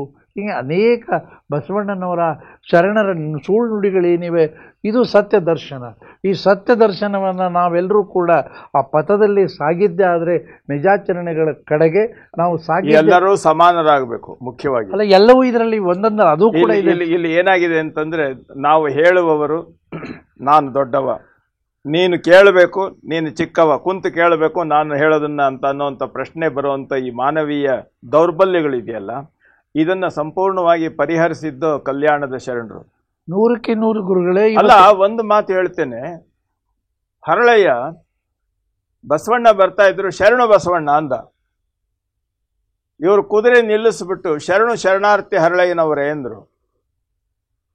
ಇವತ್ತಿನ ಕಾಲದಲ್ಲಿ ಏನಾದ್ರು ಹಂಗಿದ್ರೆ ಏನಾಗ್ತಿತ್ತು? ನನ್ಗೆ ಎಷ್ಟು ಗೌರವ ಕೊಟ್ಟ ಮುಖ್ಯಮಂತ್ರಿ, ಪ್ರಧಾನಮಂತ್ರಿ ಅಂತ ಹೇಳಿ ಅಹಂಕಾರದಿಂದ ಬೀಗ್ತಾ ಇದ್ರು. ಆದ್ರೆ ಆ ಮನುಷ್ಯ ನೋಡಿ, ಅದನ್ನೇ ಹೇಳಿದ್ರು, ಓರ್ವ ಜಂಗಮದ ಅಭಿಮಾನದಿಂದ ಅಂತ ಒಂದು ವಚನ ಬರುತ್ತಲ್ಲ. ಅಲ್ಲ, ಓರ್ವ ಜಂಗಮದ ಅಭಿಮಾನ. ಯಾಕೆ ಅಂತಂದ್ರೆ, ನಾನು ಒಂದು ನಮಸ್ಕಾರ ಹೇಳಿದೆ, ಯಾಕೆ ನನಗೆ ಇವ್ರು 2 ಹೇಳಿದ್ರು ಅಂದ್ರೆ, ಹೊಗಳಿಕೆ ತೆಗಳಿಕೆ ಎರಡನ್ನೂ ದೂರ ಇಟ್ಟಂತ ಒಂದು ಸ್ವಾಭಿಮಾನದ ಶಕ್ತಿ ಇತ್ತಲ್ಲ, ಅದು ಇವತ್ತಿದೆಯಾ? ಇಲ್ಲಿ ಬರೀ ಹೊಗಳ್ಕೊಂಡೆ ಆಟ ಆಡ್ತಾ ಇದೀವಿ ಗುರುಗಳೇ. ಈಗ ಇವತ್ತಿನ ಗುರುಗಳೇ, ನೀವು ಆವಾಗಿನ ಸಂದರ್ಭ ಹೇಳಿದ್ರಿ, ಇವತ್ತಿನ ಮುಂಜಾನೆಯ ಸಂದರ್ಭ ಹೇಳ್ತಾ ಇದ್ದೀನಿ. ವಿಶ್ವಸಂಸ್ಥೆಯಲ್ಲಿ WHO ಅಂತ ಇದೆ, ವರ್ಲ್ಡ್ ಹೆಲ್ತ್ ಆರ್ಗನೈಸೇಷನ್. ಅಲ್ಲಿ ಪ್ಯಾಲೆಸ್ಟೈನ್ ಮತ್ತು ಗಾಜಾದಲ್ಲಿ ಆಗ್ತಕ್ಕಂಥ ದುರಂತಗಳನ್ನು ನೋಡಿ ಇಸ್ರೇಲಿಗೆ ವಿಶ್ವಸಂಸ್ಥೆ, ವರ್ಲ್ಡ್ ಹೆಲ್ತ್ ಆರ್ಗನೈಸೇಷನ್ ಭಿಕ್ಷೆ ಕೇಳಿದ್ದಾರೆ. ಮಾನವೀಯತೆಗೆ ಭಿಕ್ಷೆ ಕೊಡಿ ಅಂತ. ಇಂಥ ಸ್ಥಿತಿ, ಇದರಿಂದ ದುರಂತ ಇನ್ನು ನಾನು ಎಲ್ಲೂ ಕಂಡಿಲ್ಲ ಗುರು. ಇದೇ ಬಸವಣ್ಣನವರು ಎಲ್ಲವನ್ನೂ ಹೇಳಿಕೊಟ್ಟಿದ್ದು ಈ ತತ್ವಗಳಿಗೆ. ಇವತ್ತು ನನಗೆ ಕೇಳಿದಾಗ ಎಷ್ಟು ನನಗೆ ವ್ಯಕ್ತಿಗತವಾಗಿ ದುಃಖ ಆಯಿತು. ಒಬ್ಬ ವಿಶ್ವಸಂಸ್ಥೆ ಅಂದರೆ ಏನದು? ವರ್ಲ್ಡ್ ಹೆಲ್ತ್ ನಾವೆಲ್ಲ ಸೇರಿ ಮಾಡಿರೋ ಸಮೂಹ ಸಂಸ್ಥೆ. ಅಲ್ಲಿ ಹೋಗಿ ಅವನು ಭಿಕ್ಷೆ ಬೇಡುವಷ್ಟು ಎಲ್ಲಿಗೆ ಹೋಯ್ತಿದ್ದು? ಬಸವಣ್ಣನ ಪಾಪ ಅಳುಕಂದ್ಯಾನೆ ಹತ್ತುವುದಕ್ಕೆ ತಕ್ಕೋದ ಮಾಡುವ ಬಸವಣ್ಣ ಎಲ್ಲಿ? ಈ ಮನುಷ್ಯನನ್ನೇ ಉಳಿಸ್ರಪ್ಪ ನೀವು, ಊಟಕ್ಕಿಲ್ಲ. 14,000 ಮಕ್ಕಳು ಸತ್ತೋಗಿದ್ದಾರೆ.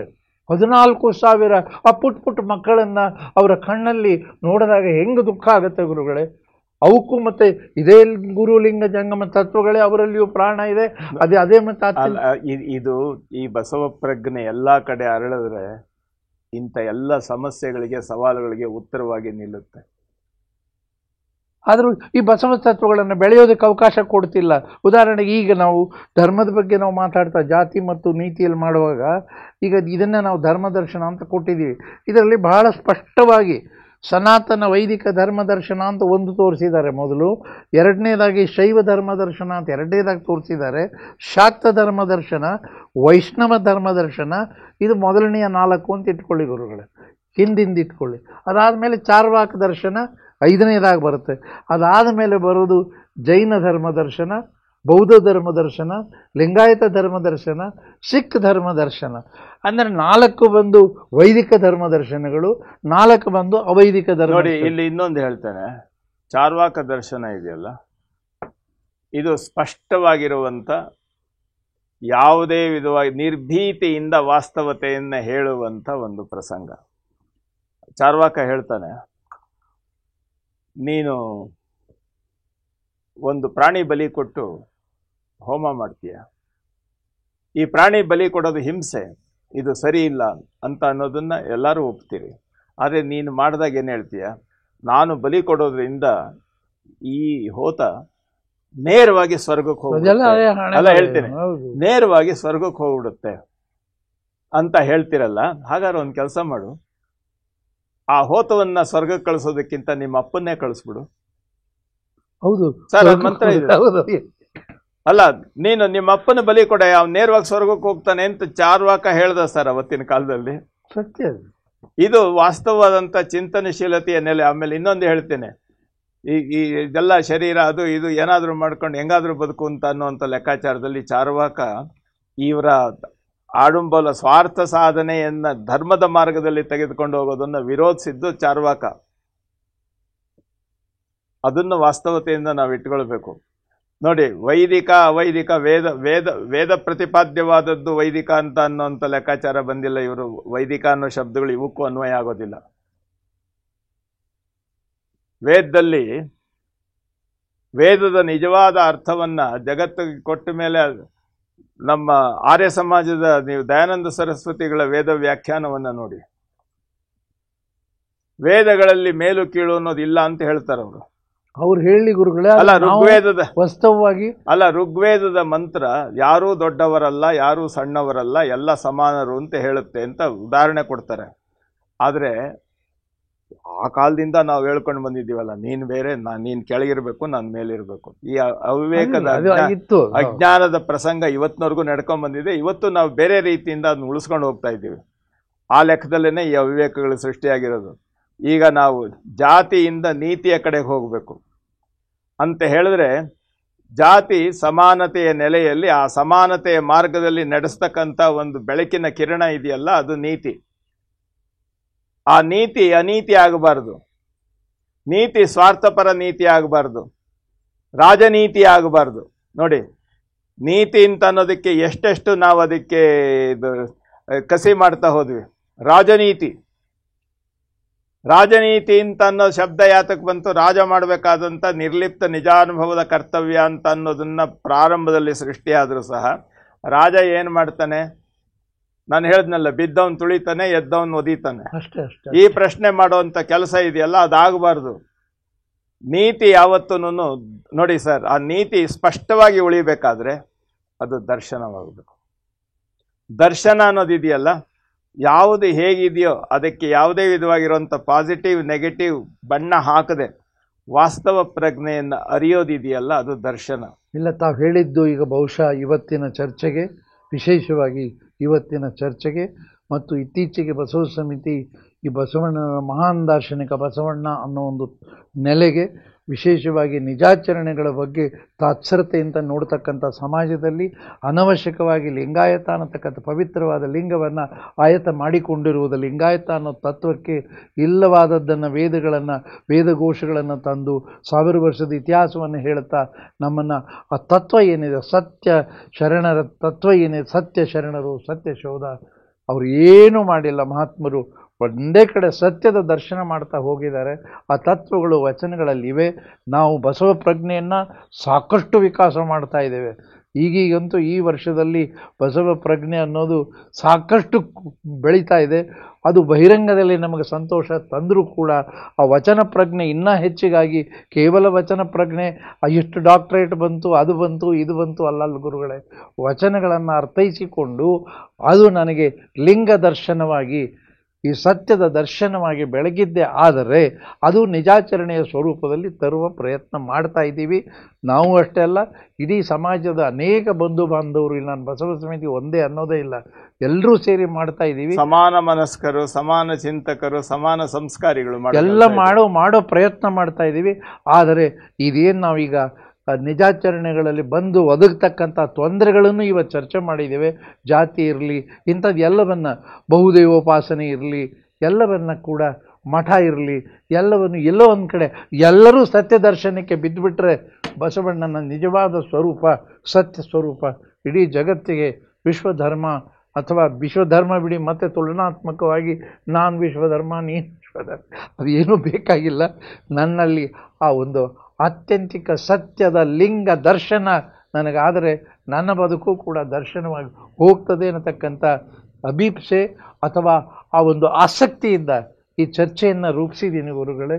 ತಾವು ಕೂಡ ಇದಕ್ಕೆ ಪೂರಕವಾಗಿ ನಮಗೆಲ್ಲರಿಗೂ ಮಾರ್ಗದರ್ಶನ ಮಾಡುತ್ತಿದ್ದೀರಿ.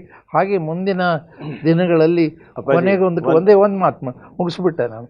ಅಂಗದಿಂದ ಲಿಂಗದೆಡೆಗೆ ಅಂತ ಹೇಳಿ ಕೊನೆಯ ಈ 16ನೇ ಅಂಶದಲ್ಲಿ 16ನೇ ಅಂಶವೇ ಅಂಗದಿಂದ ಲಿಂಗದೆಡೆಗೆ ಇರೋದರಿಂದ ಇಡೀ ಸಮಾಜ ಹೇಗೆ ಅಂಗಭಾವದಲ್ಲಿ ಬದುಕ್ತಾ ಇದ್ದೇವೆ, ಅಲ್ಲಿಂದ ಲಿಂಗದ ಭಾವದ ಕಡೆ ಹೇಗೆ ಹೋಗೋದು ಅನ್ನೋದನ್ನು ಹೇಳಿ, ಇದಕ್ಕೆ ಪೂರಕವಾಗಿ ಒಂದು ಹಂತದಿಂದ ಒಂದು ಹಂತ ಒಂದೇ ಇದ್ದಕ್ಕಿದ್ದಂಗೆ ನಾನು ಅಂಗದಿಂದ ಶುರು ಮಾಡಿಬಿಟ್ರೆ ಇದೆಲ್ಲ ಅಂಗತತ್ವಗಳೇ ನಾನು ಹೇಳ್ತಾ ಇರೋದು. ಲಿಂಗತತ್ವದ ಒಂದು ಅಂಶ, ಅಂಗತತ್ವದ ಇನ್ನೊಂದು ಅಂಶ. ಹೀಗಾಗಿ ತಾವು ಬಹಳ ನಮ್ಮ ಮೇಲೆ ಏನಿಲ್ಲ ಅಭಿಮಾನ ಅಲ್ಲ. ಒಂದು ಹೇಳ್ತೀನಿ, ಕ್ಲಿಷ್ಟಕರವಾದ ದಯವಿಟ್ಟು ಮಾರ್ಗದರ್ಶಕ ಅಂತ ಹೇಳಬೇಡಿ. ನಾನು ಒಬ್ಬ ನಿಮ್ಮೆಲ್ಲರಿಂದ ತಿಳಿಬೇಕು ಅಂತ ಬಂದಿರುವಂತವನು. ನನ್ನ ತಿಳುವಳಿಕೆಯ ಅಲ್ಪ ಬುದ್ಧಿಯನ್ನ ನಿಮ್ಮ ಎದುರಿಗೆ ತೆಗೆದಿಡುವಂತ ಲೆಕ್ಕದಲ್ಲಿ ಏನಾದ್ರೂ ತಪ್ಪುಗಳಿದ್ರೆ ನೀವು ಹೇಳಬೇಕು. ಅದ್ರಲ್ಲಿ ಬೇರೆ ಇನ್ಯಾವುದೂ ಇಲ್ಲ. ಶರಣಾರ್ಥಿ. ಮತ್ತೆ ಭೇಟಿಯಾಗೋಣ ಇದೇ ಒಂದು ನಿಜಾಚರಣೆಯ ನೆಲೆಯಲ್ಲಿ.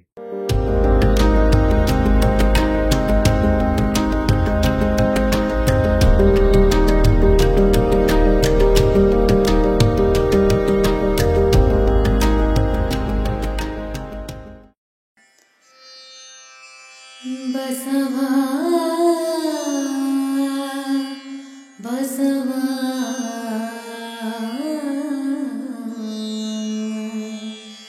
ಬಸವಾ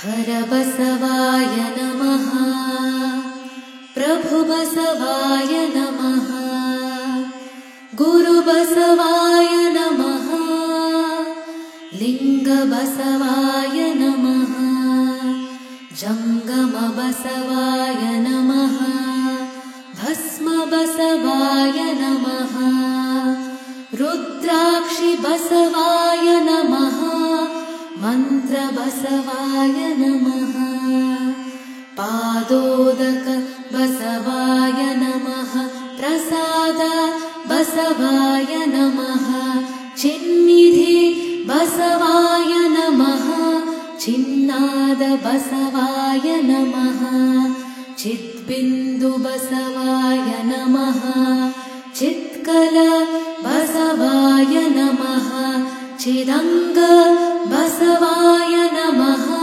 ನಿಷ್ಪ್ರಪಂಚ ಬಸವಾಯ ನಮಃ, ನಿರಂಜನ ಬಸವಾಯ ನಮಃ, ನಿರ್ಗುಣ बसवाय नमः नित्यतृप्त बसवाय नमः अकार बसवाय नमः उकार बसवाय नमः मकार बसवाय नमः नकार बसवाय नमः मकार बसवाय नमः शिकार बसवाय नमः वकार बसवाय नमः यकार बसवाय नमः ओंकार बसवाय नमः ह्रींकार बसवाय नमः संगमेश्वर बसवाय नमः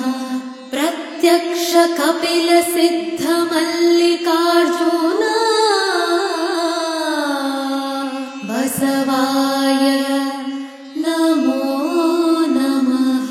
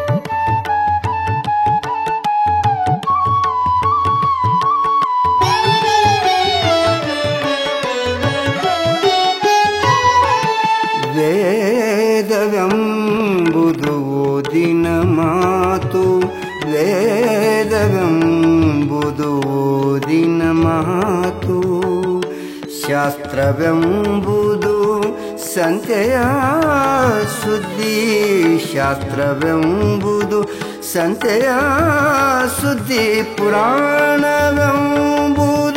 ಪುಂಡರ ಗೋಷ್ಠಿ ಪುರಾಣವೆಂಬುದು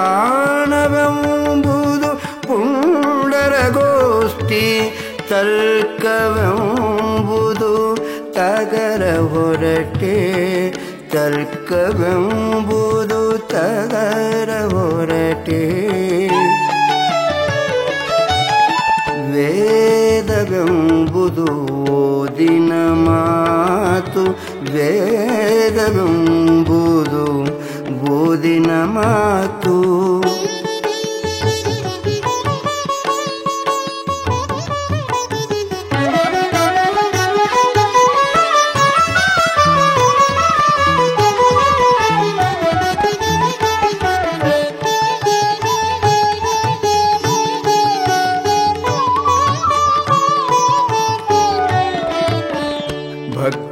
ಭಕ್ತಿಯೆಂಬುದು ತೋರಿವುಂಬಲಾಭ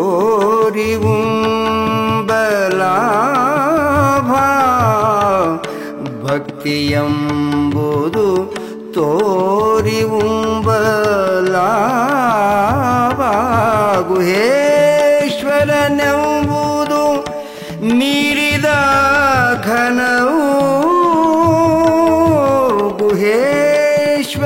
ಗುಹೇಶ್ವರನೆಂಬುದು ಮೀರಿದ ಘನವು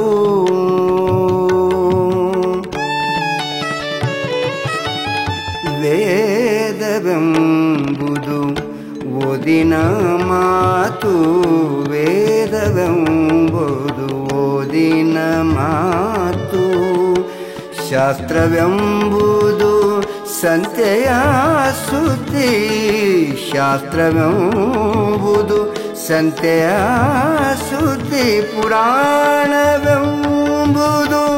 ಪುಂಡರಗೋಷ್ಠಿ ಪುರಾಣವೆಂಬುದು ಪುಂಡರಗೋಷ್ಠಿ ತರ್ಕವೆಂಬುದು ತರ ಹೊರಟೆ ತರ್ಕವೆಂಬುದು ತಗರ ಹೊರಟೆ ವೇದವೆಂಬುದು ಓದಿನ ಮಾತು ವೇದವೆಂಬುದು ಓದಿನ ಮಾತು